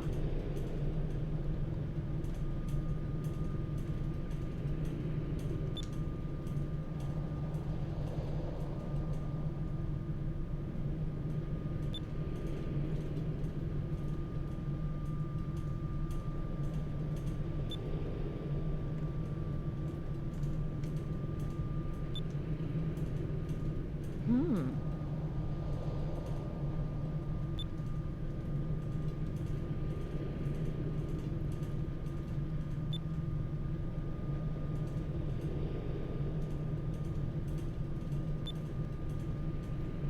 Well.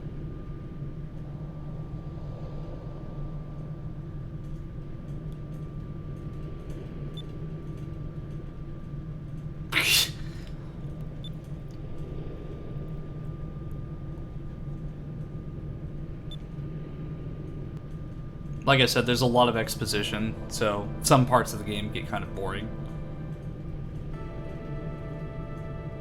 There's a lot of telling and not a lot of showing for certain parts of the game, but that doesn't take away from the experience. Like, I don't want anyone to think that I dislike this, but I will admit that there is a lot of telling and not a lot of showing, like the backstories of these characters, for example.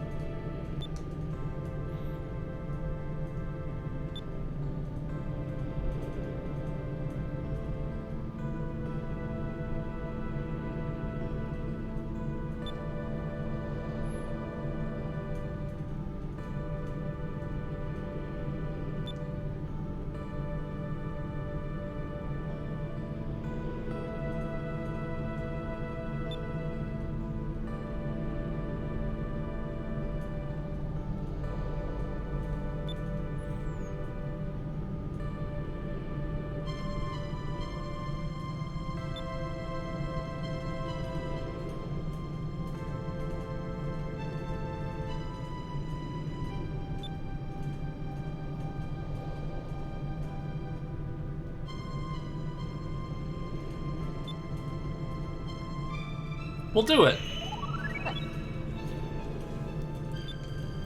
Confident, respectful, and kind.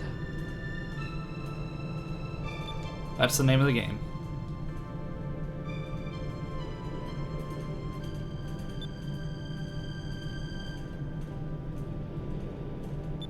Oh, I actually didn't know that Aiko was an orphan. Like, that's actually news to me. Like, I've played this game before, and there's certain story beats that I remember, but it's like I completely forgot, or just didn't know that she was an orphan.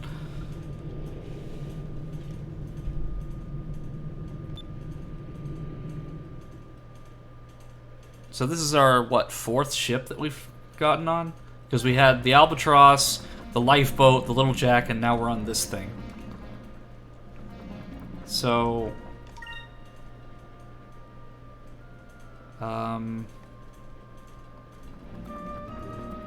guessing the Temple of Pyron is this way?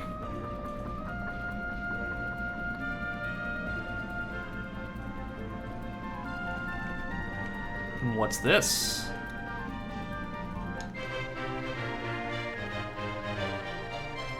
You have found the Wandering Lake. The truth behind the story of the disappearing lake is even stranger. Temperature differences make a large bowl of rock float above the desert sands, holding a lake of clear water. Once the water cools off, it settles downward again. Okay.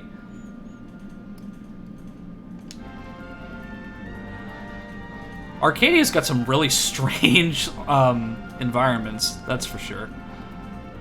So I think the temple's this way because we're just in this really massive desert area, so I'm assuming that this is where I'm supposed to go. Okay, but since we're in a new area, I need to actually see what the enemy types are weak to.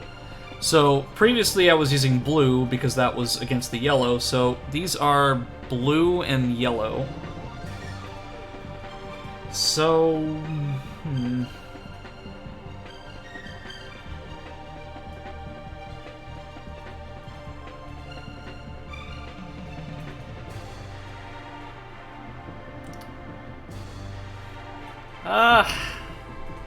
I'll just kind of stick with what I have for now and kind of see.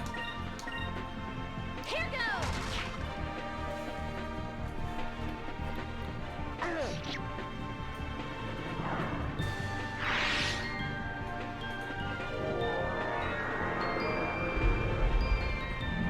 Okay, so I should probably use the yellow moonstone, according to this chart that I'm reading.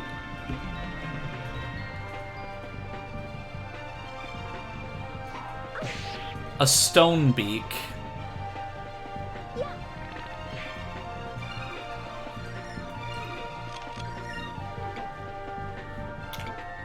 I'll actually just use that first. Well, first I should switch to yellow.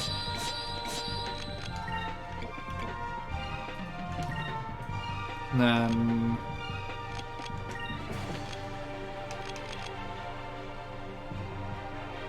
I'll just have her guard for now.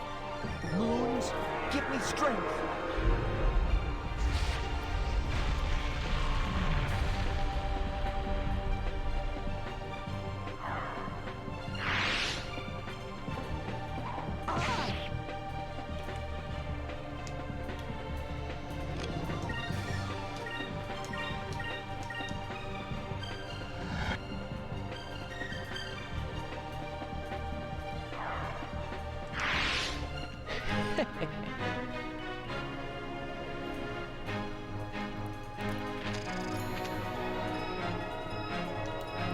Christ on a bike! I leveled up like 3 times. Well, 3 level up, but still. But she's nearly dead because she doesn't have a lot of HP right now. I mean, it's fitting that she started off at level 1 because she's not a fighter. But it is kind of inconvenient because she's so underpowered at this point that it's really hard to actually fight with her right now. So she's more of a support role at this point.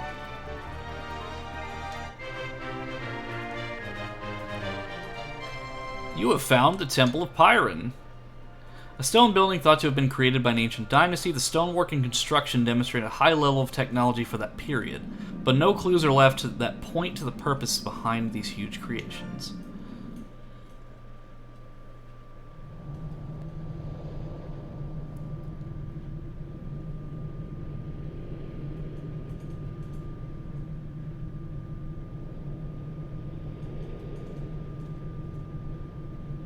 Wow.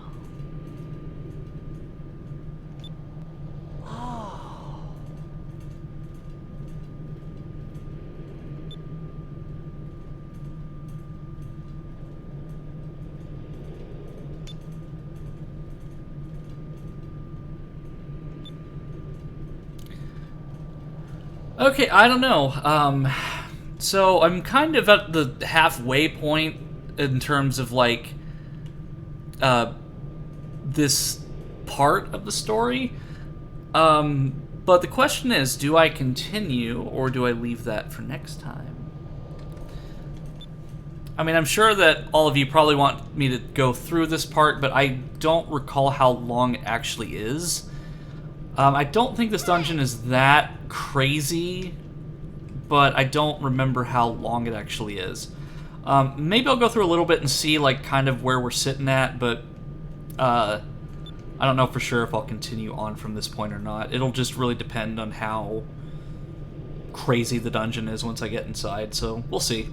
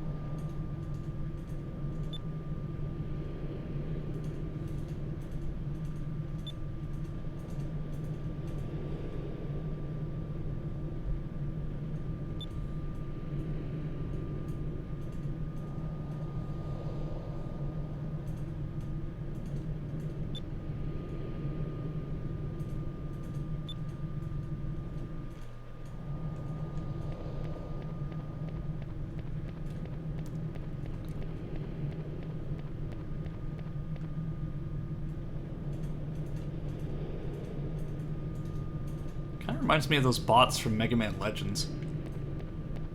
So, was there a save point over at the dock, or no?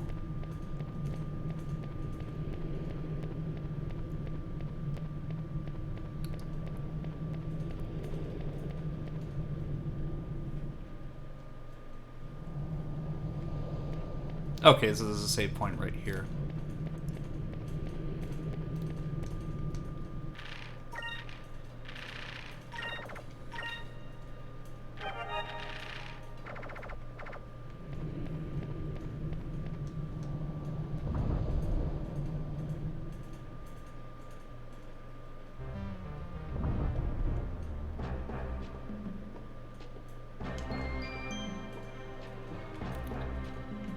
Okay, so I'm getting some Indiana Jones vibes.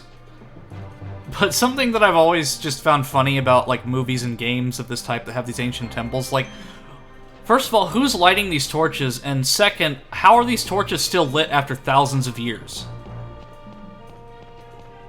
It's kind of like in The Walking Dead. It's like, who's mowing the lawn? It doesn't make any sense. Okay, so... I'm gonna use this.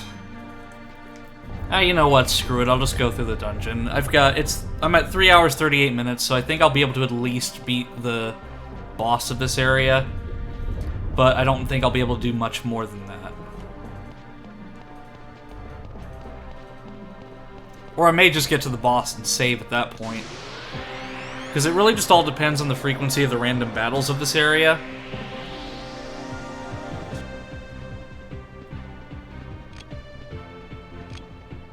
So, do I have any...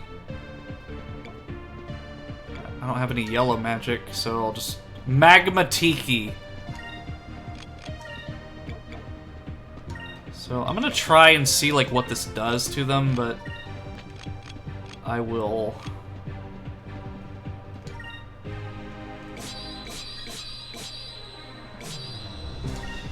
Oh yeah, every time you change your element, Cupel actually changes color. So you can get a purple, blue, yellow, red, and so on. Moons, give me strength.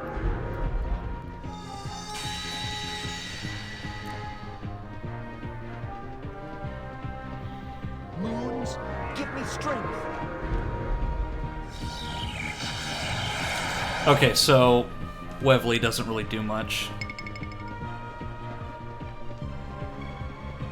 Over there.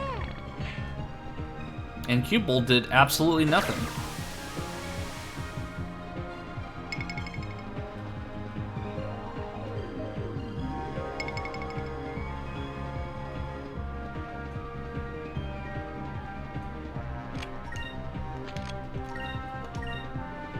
So I'm still not sure about the colors. Like, I'm gonna have to do some thorough research on, like, what colors are good for what battles. So, they're red right now. And if they're all gonna be red, then let me see.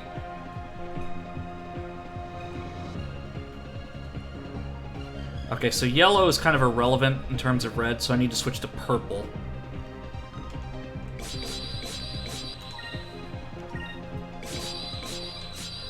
If I'm reading this chart correctly. I mean, it could just be some random thing I found on the internet that has nothing related to it, but, I mean, we'll see.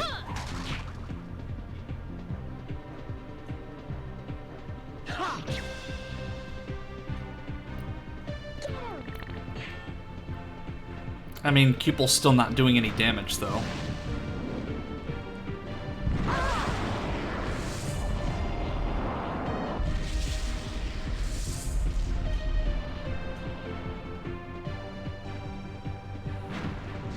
That's probably going to take out Fina.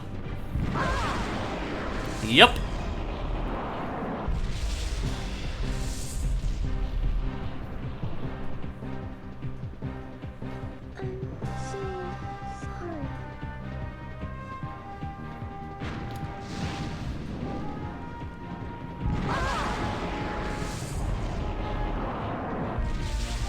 Yeah, if the battles are going to be like this, then I might just save at the boss. If I even get that far.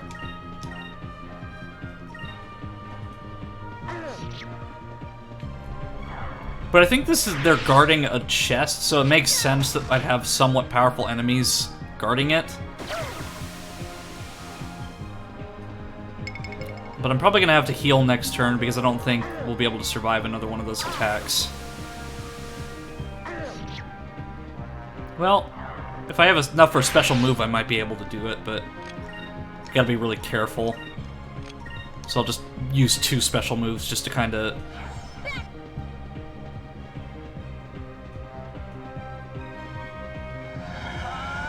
Well, let's see what happens.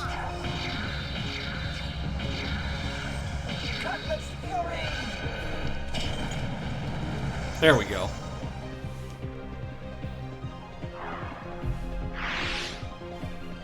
That wasn't so bad.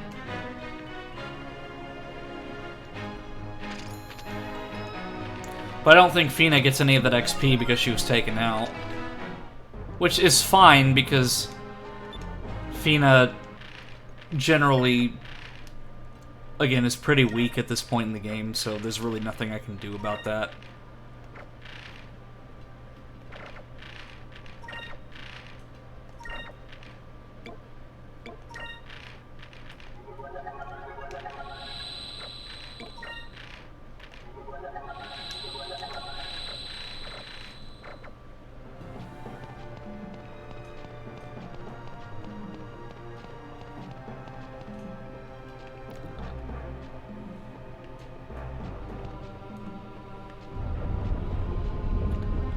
But I think so far, like, for the 3.5 hours so of what I've played, I've made some pretty good progress. Started out in Lower City, now I'm in the Kingdom of Nazar, so I think that's a pretty good amount of progress for what I've done. I see the moonfish, but I guess I have to be down there to get it. Because I can't reach it from here. Damn it. Or, wait, actually. No. So you put it in my face, and then you deny me the moonfish, which is right there. I could reach that. If it just moved a little bit closer to me, I could easily catch it. But no.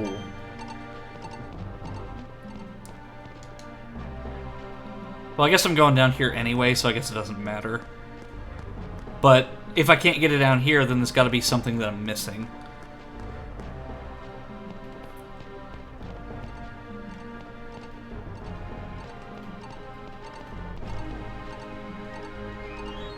Yeah, I can't get it down here.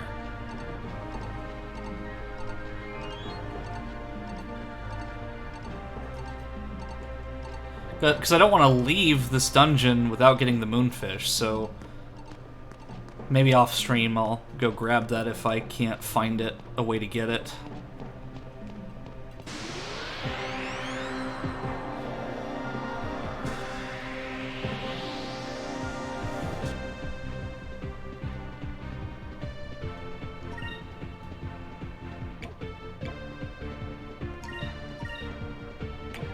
Is that a dung beetle? A dung fly.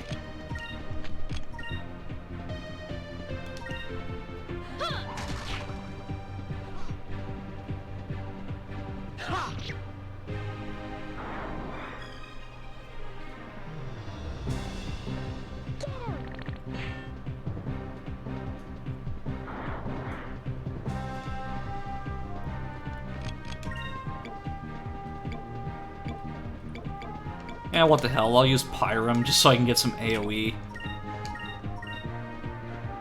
Moons, give me strength.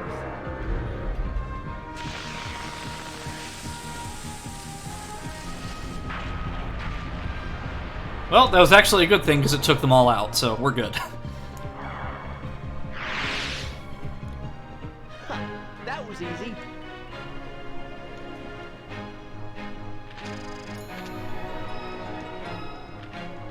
Well, Fina's catching up.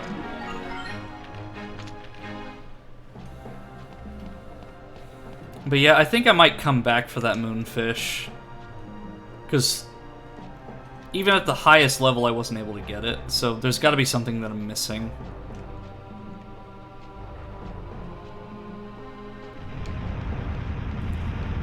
Okay, so I mentioned Indiana Jones, and now we've got a rolling ball. So maybe I should just keep my mouth shut regarding movie references, because it's gonna end up biting me in the ass later on. Wait. This path is taking me up, it might take me to where the moonfish is.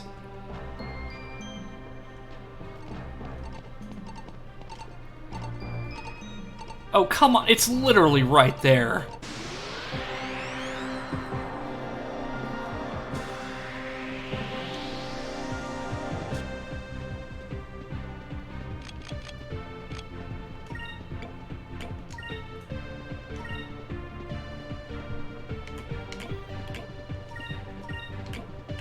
Lupulon. Here goes!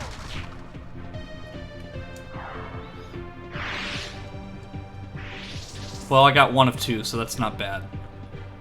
Moons, give me strength.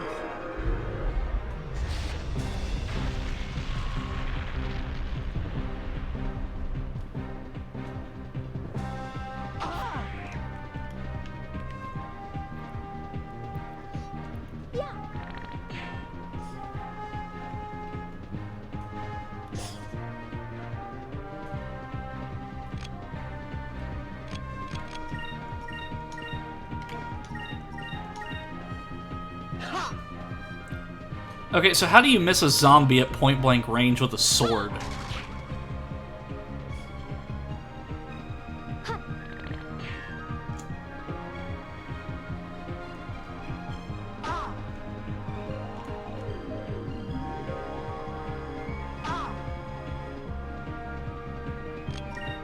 So, I think I'm just gonna favor Alpha Storm over Cutlass Fury just because I can hit more than one. I'm gonna save my attack boxes for now. Okay. So the 2 hits should take them out. Unless Fina literally has such low attack power that she can't take out one enemy.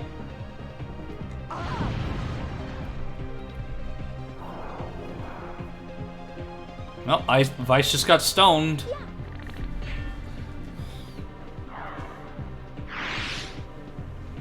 Is it over already?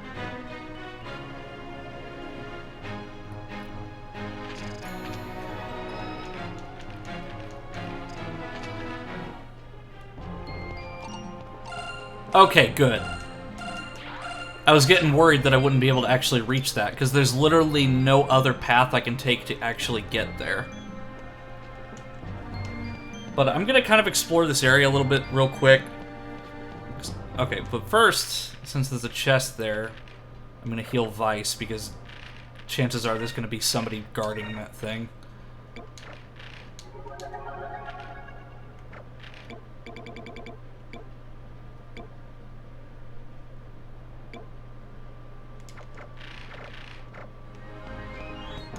Yep. Called it.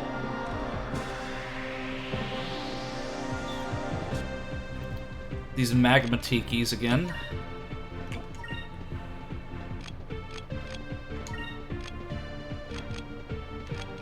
I'll have her focus instead of guard. Bring it on.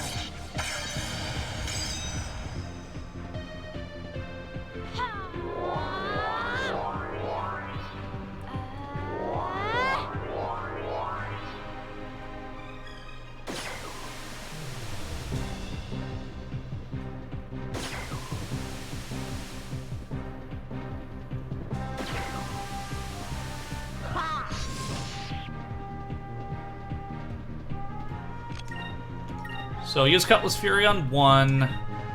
I'll attack another. And I'll just have Fina guard because they're going to use that lava plume thing again.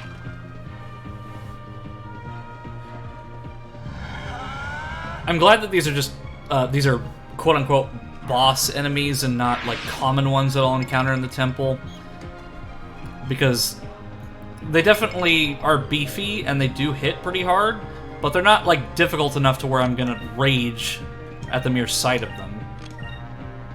So I'll use an Alpha Storm and then I'll have her guard again.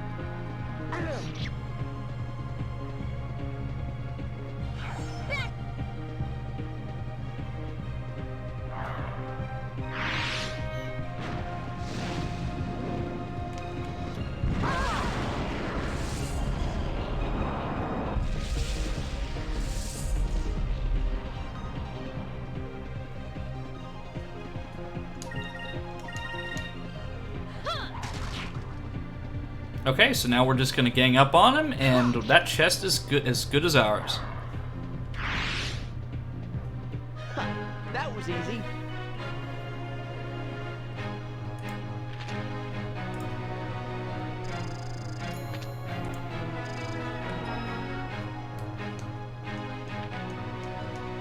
Oh, hold on. There we go.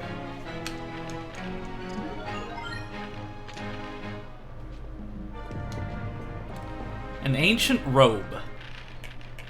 So, let me see if that's something that I can give to Fina. To a long dead but once powerful wizard. Increases my defense by 107 and gives my magic. Wow, that's actually a significant upgrade. So I'm going to give that to Fina because she's going to be my primary mage and support. Let me see if there's anything I can give her. So Silver Veil.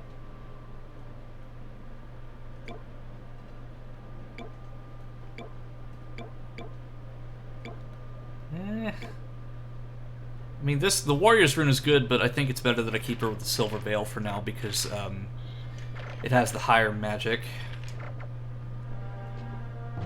Wait, how much is my health? Okay, it should be fine-ish for now. I don't think I need to heal just yet. But since that was pretty much the only dead end that I could find, I gotta go back to that area with the boulder and then go from there. But I have made the executive decision. I will be going at a stopping point once I get to the next save area, just because I do want to keep it. I do want to keep my time generally close to 4 hours. I don't want to go too far above that. And if it gets to a point where I'm like getting too deeply into it, I might just save state the game, but we'll see.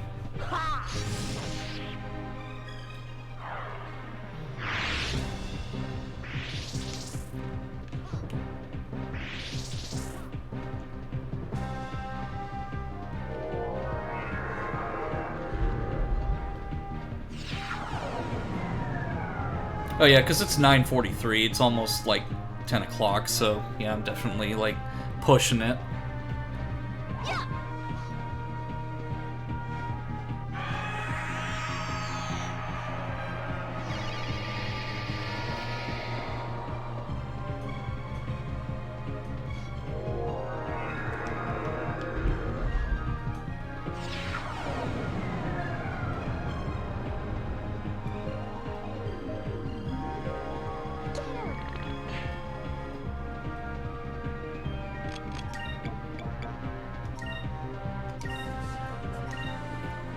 Oh, welcome to the stream, Bird1457. Good to see ya. Enjoy that Virgil dancing. I'm kind of just wrapping up a little bit of this dungeon. I'm probably going to get to a stopping point pretty soon. But welcome to the stream. Always happy to see new people joining.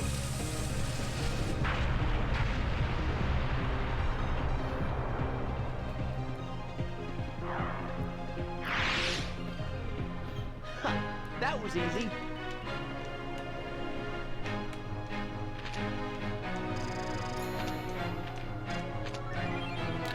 A behemoth's ring and a moon. Oh, a moonberry. So, I actually haven't messed with the moonberries in quite a long time, so I think I'm gonna go with Vice on the moonberries first. Okay, Rain of Swords.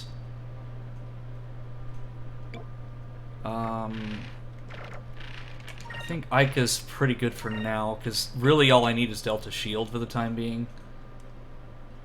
And that's Lambda Burst, but what is Fina's?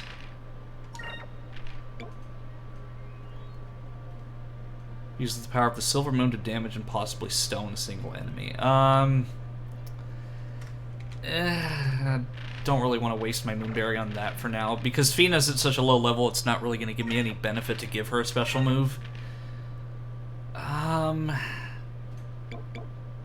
And even if I give Ika Lambda Burst, Vice still has Rain of Swords. So I think I'm just going to save those for now and just kind of like work on that later, because as of right now I don't feel like I need it, Because I have pretty much the only moves I need at the moment with Delta Shield and so forth.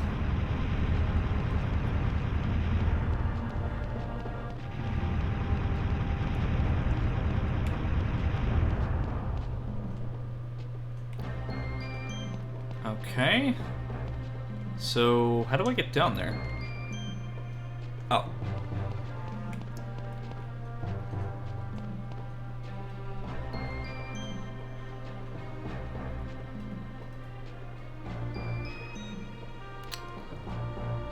Okay.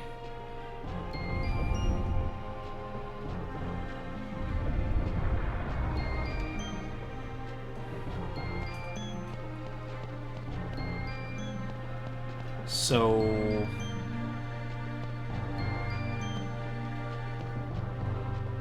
Is there like a pattern that I can screw up here? Like... Because there's this one here, but I'm not sure exactly what to do with it, because it only goes one way. But, I mean, we'll see, I guess.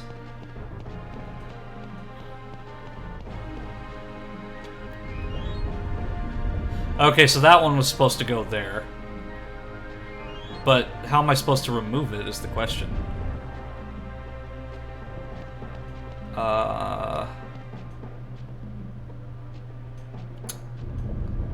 Maybe I screwed something up? I mean, it's not a big deal if I did, but, I mean, I'd rather not.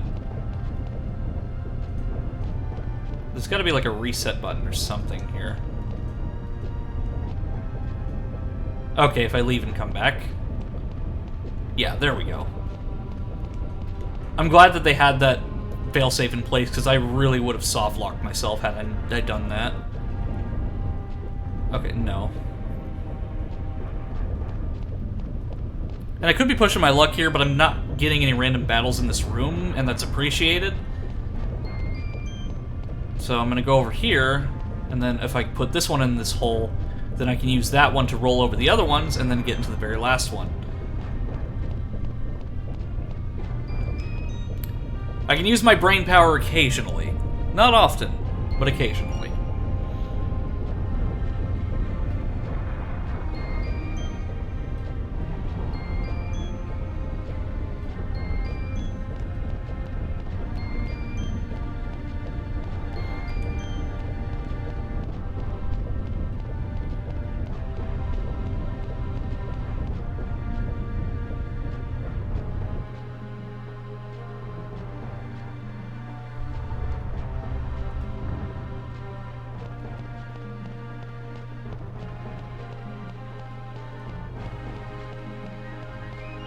Oh, hey, another chest. It's probably guard. Yep.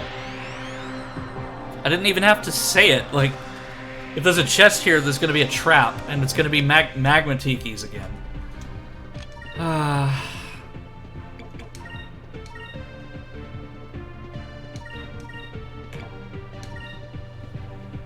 Bring it on.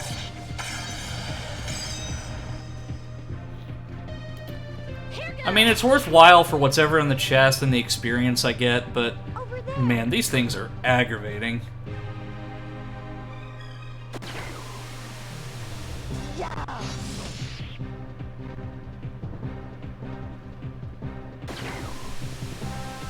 Yeah.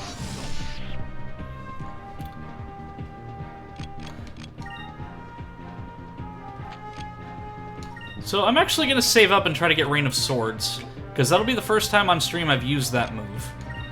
And then I'll just have Fina guard, because as of right now, she doesn't do enough damage to really justify it.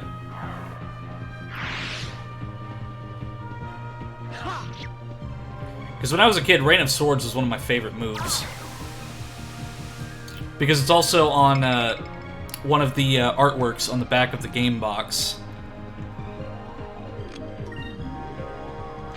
Okay, so one more turn, I should be able to use Rain of Swords. So, I'm actually just going to guard for this turn. Which is a good thing, because they're using Lava Storm.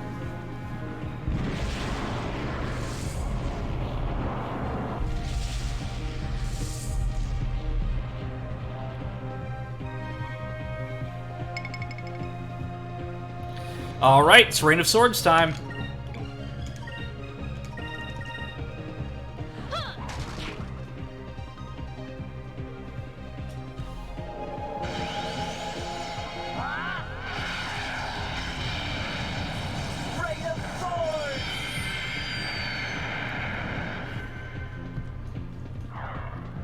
See, that's my AoE. That wasn't so bad.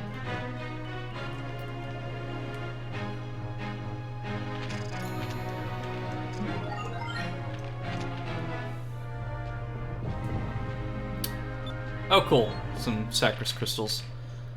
I might actually use one or... Well, since I've got these, I'm gonna use these up while I have them, but...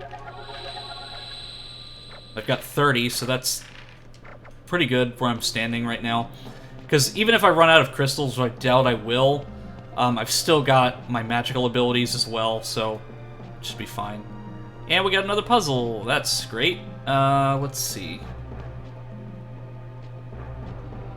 Okay, so this one I'm thinking is the one that goes first, because then I can use that one to go over the other one. I really gotta implement my hand trackers, because I'm pointing at the screen as if everyone in chat can actually see what I'm doing, but you can only see the movements of my head and my eyes. So, and if I do this one here, then I can roll over the other one. Because I do have a hand tracker, so I can use the movements of my hands if I really want to. It's just that I haven't actually implemented it into my stream yet. Because there really isn't a lot to see. I'm literally just holding a controller in my hand, so you'd be seeing that primarily.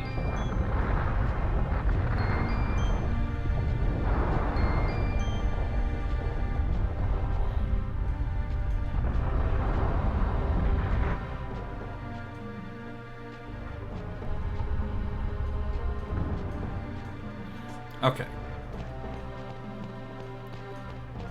So, is this the door that I came in, or is this a different door? No, this is a different door.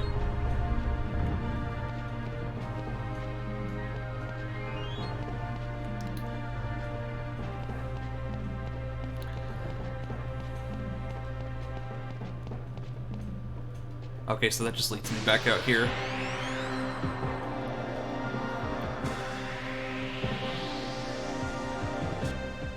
No!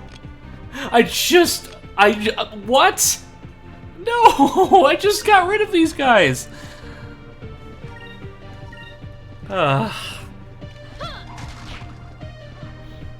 It's okay, though, I mean...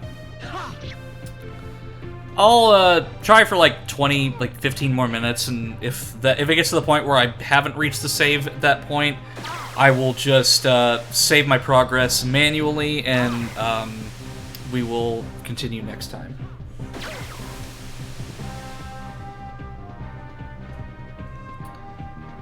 So, I'm gonna guard for this turn, and I'll have her heal Vice. And then I'll have Fina guard as well. Let's try this.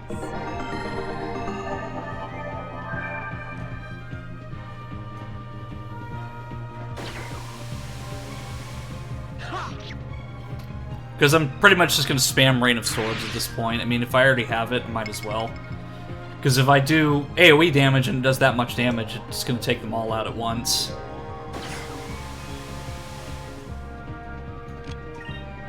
Ah, damn it. You know what? Screw it. No. I'm very indecisive. My memory is the equivalent of a goldfish, and I'm very indecisive, so bear with me. Here goes.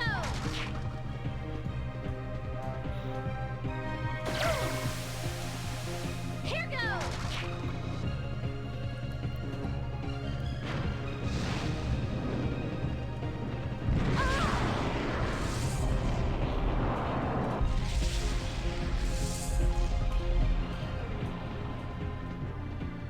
Okay, Rain of Swords time.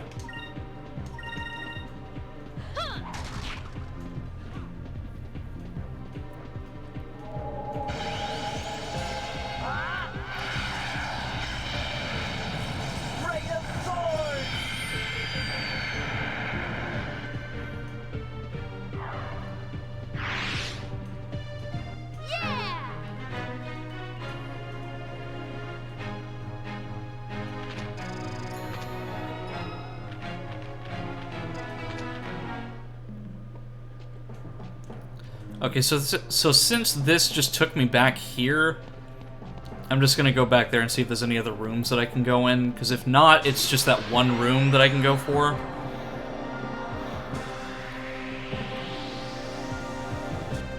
Okay, I was like, I swear to God, if those are Magmatikis again, I'm going to...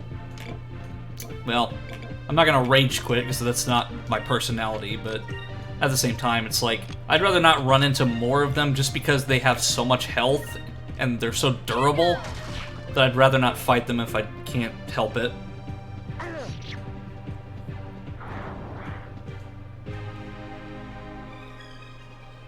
Over there. Damn, Keeple actually did a pretty good amount of damage there.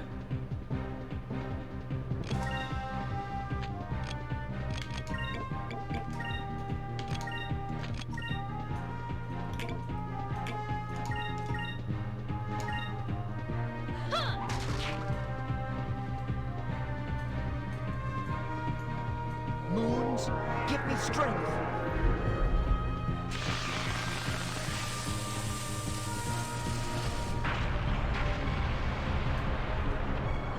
Okay, and if that's to be believed, Fina should attack the zombie. Or not. Okay. I mean, I wasn't counting on her to kill it in one hit, but still. So now we'll just all spam the attack button and hope this thing dies.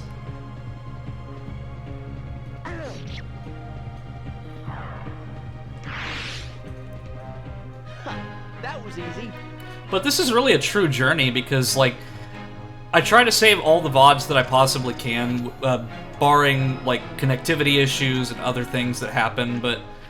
So, like, I try to archive as much of this as I can, so this is, like, a very long journey that's gonna be archived that I can look at later and feel kind of proud of, because...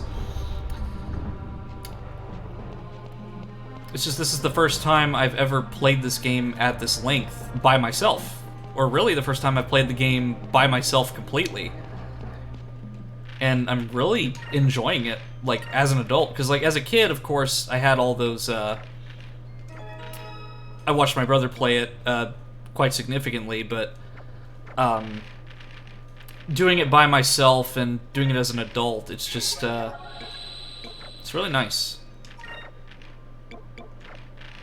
Because it's like when you watch a movie or something when you're really young and you don't understand the plot, and there might be, like, jokes that you don't understand. It's kind of like that. Like, I'm understanding a lot of the plot points better as an adult than I did as a kid. Because I remember when I was young, I would, like, draw pictures of the characters on this chalkboard that me and my brother and my aunt had in our room.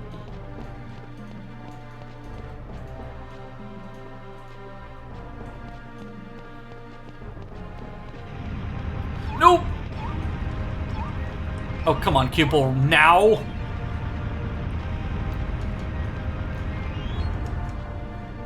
Okay, so there's another chest, probably. Oh. Oh, no. You know what this means, chat? Magmatikis! Oh well. Might as well get it over with.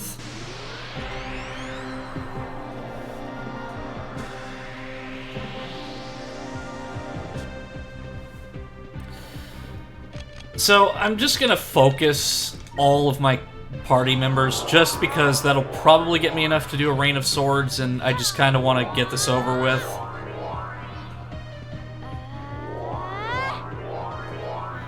Because I think they're just gonna do either basic attacks or they'll tremble for the first turn.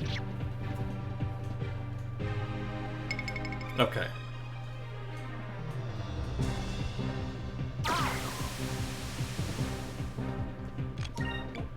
And I don't have enough. Oh well. But that's the thing with JRPGs, though. I mean, random battles are kind of a staple.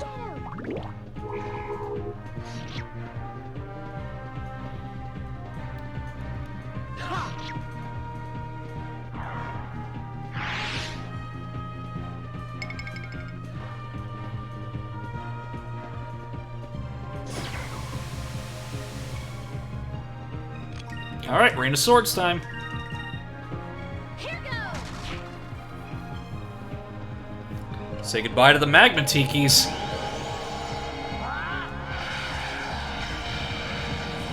Rain of Sword!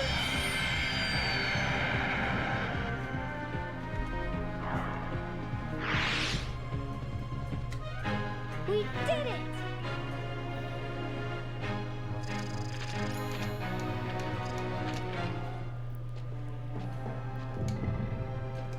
Okay, so the Moonberry was worth it. I'm glad that it's just another chest dead end and it's not a completely branching path. Because from what I remember, it's not too much longer to the boss area. But this is based on knowledge from like 20 years ago, quite literally. Okay, so I think this is at the boss area. I just hope it doesn't make me fight the boss immediately.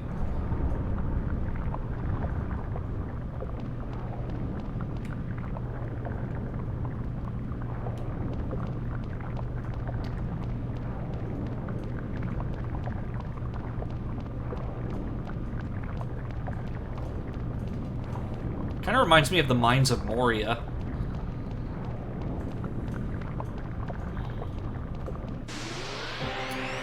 I swear to God, if this is another Magma Tiki battle... Okay. It's just a bunch of loopers, which... I can handle loopers. I just can't handle another freaking Magma Tiki.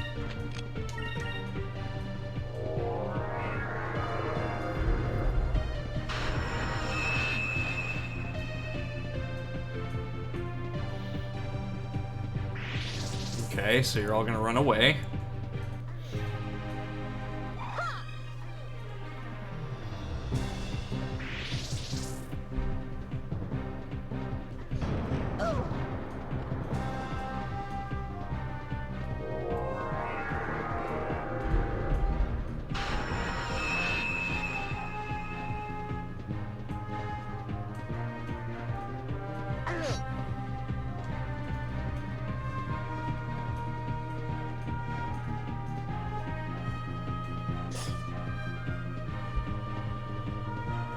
Over there.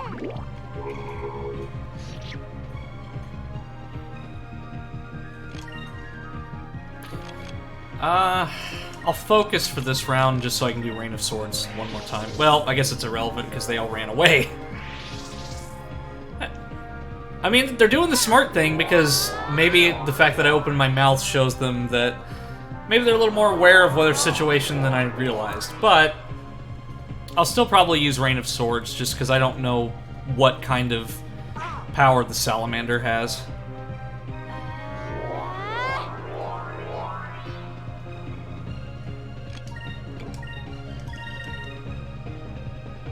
And because I just love this damn animation. Rain of Sword!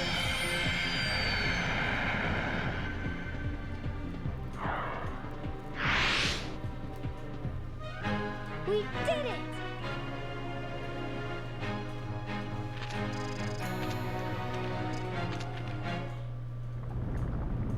Okay. What? I swear to God. Please don't do this to me now, game. No!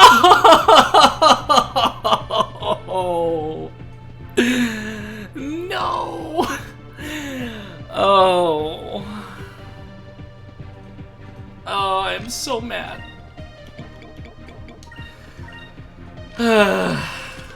Here we go again.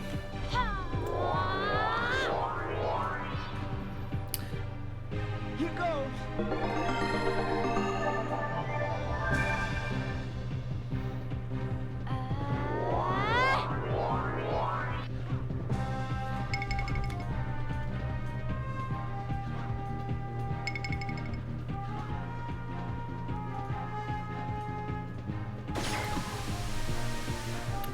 So, I probably will just save state after this battle just because I'm kind of pushing time here.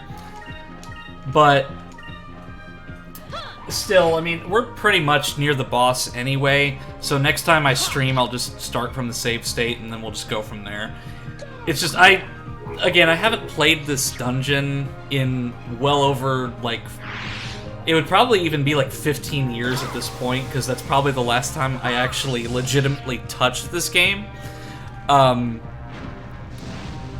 But this is probably going to be where I stop, just because I don't know how much more exposition there's going to be. There might be a cutscene. I have no idea.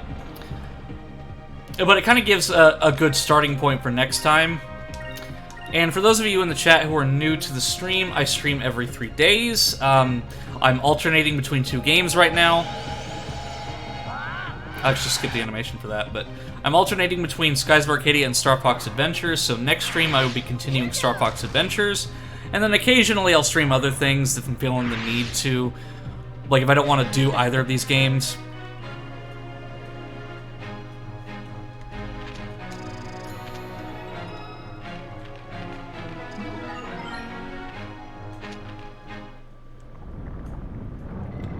Okay, so this is where I'm going to stop for the night, everyone. So, it was a good stream. I had a lot of fun.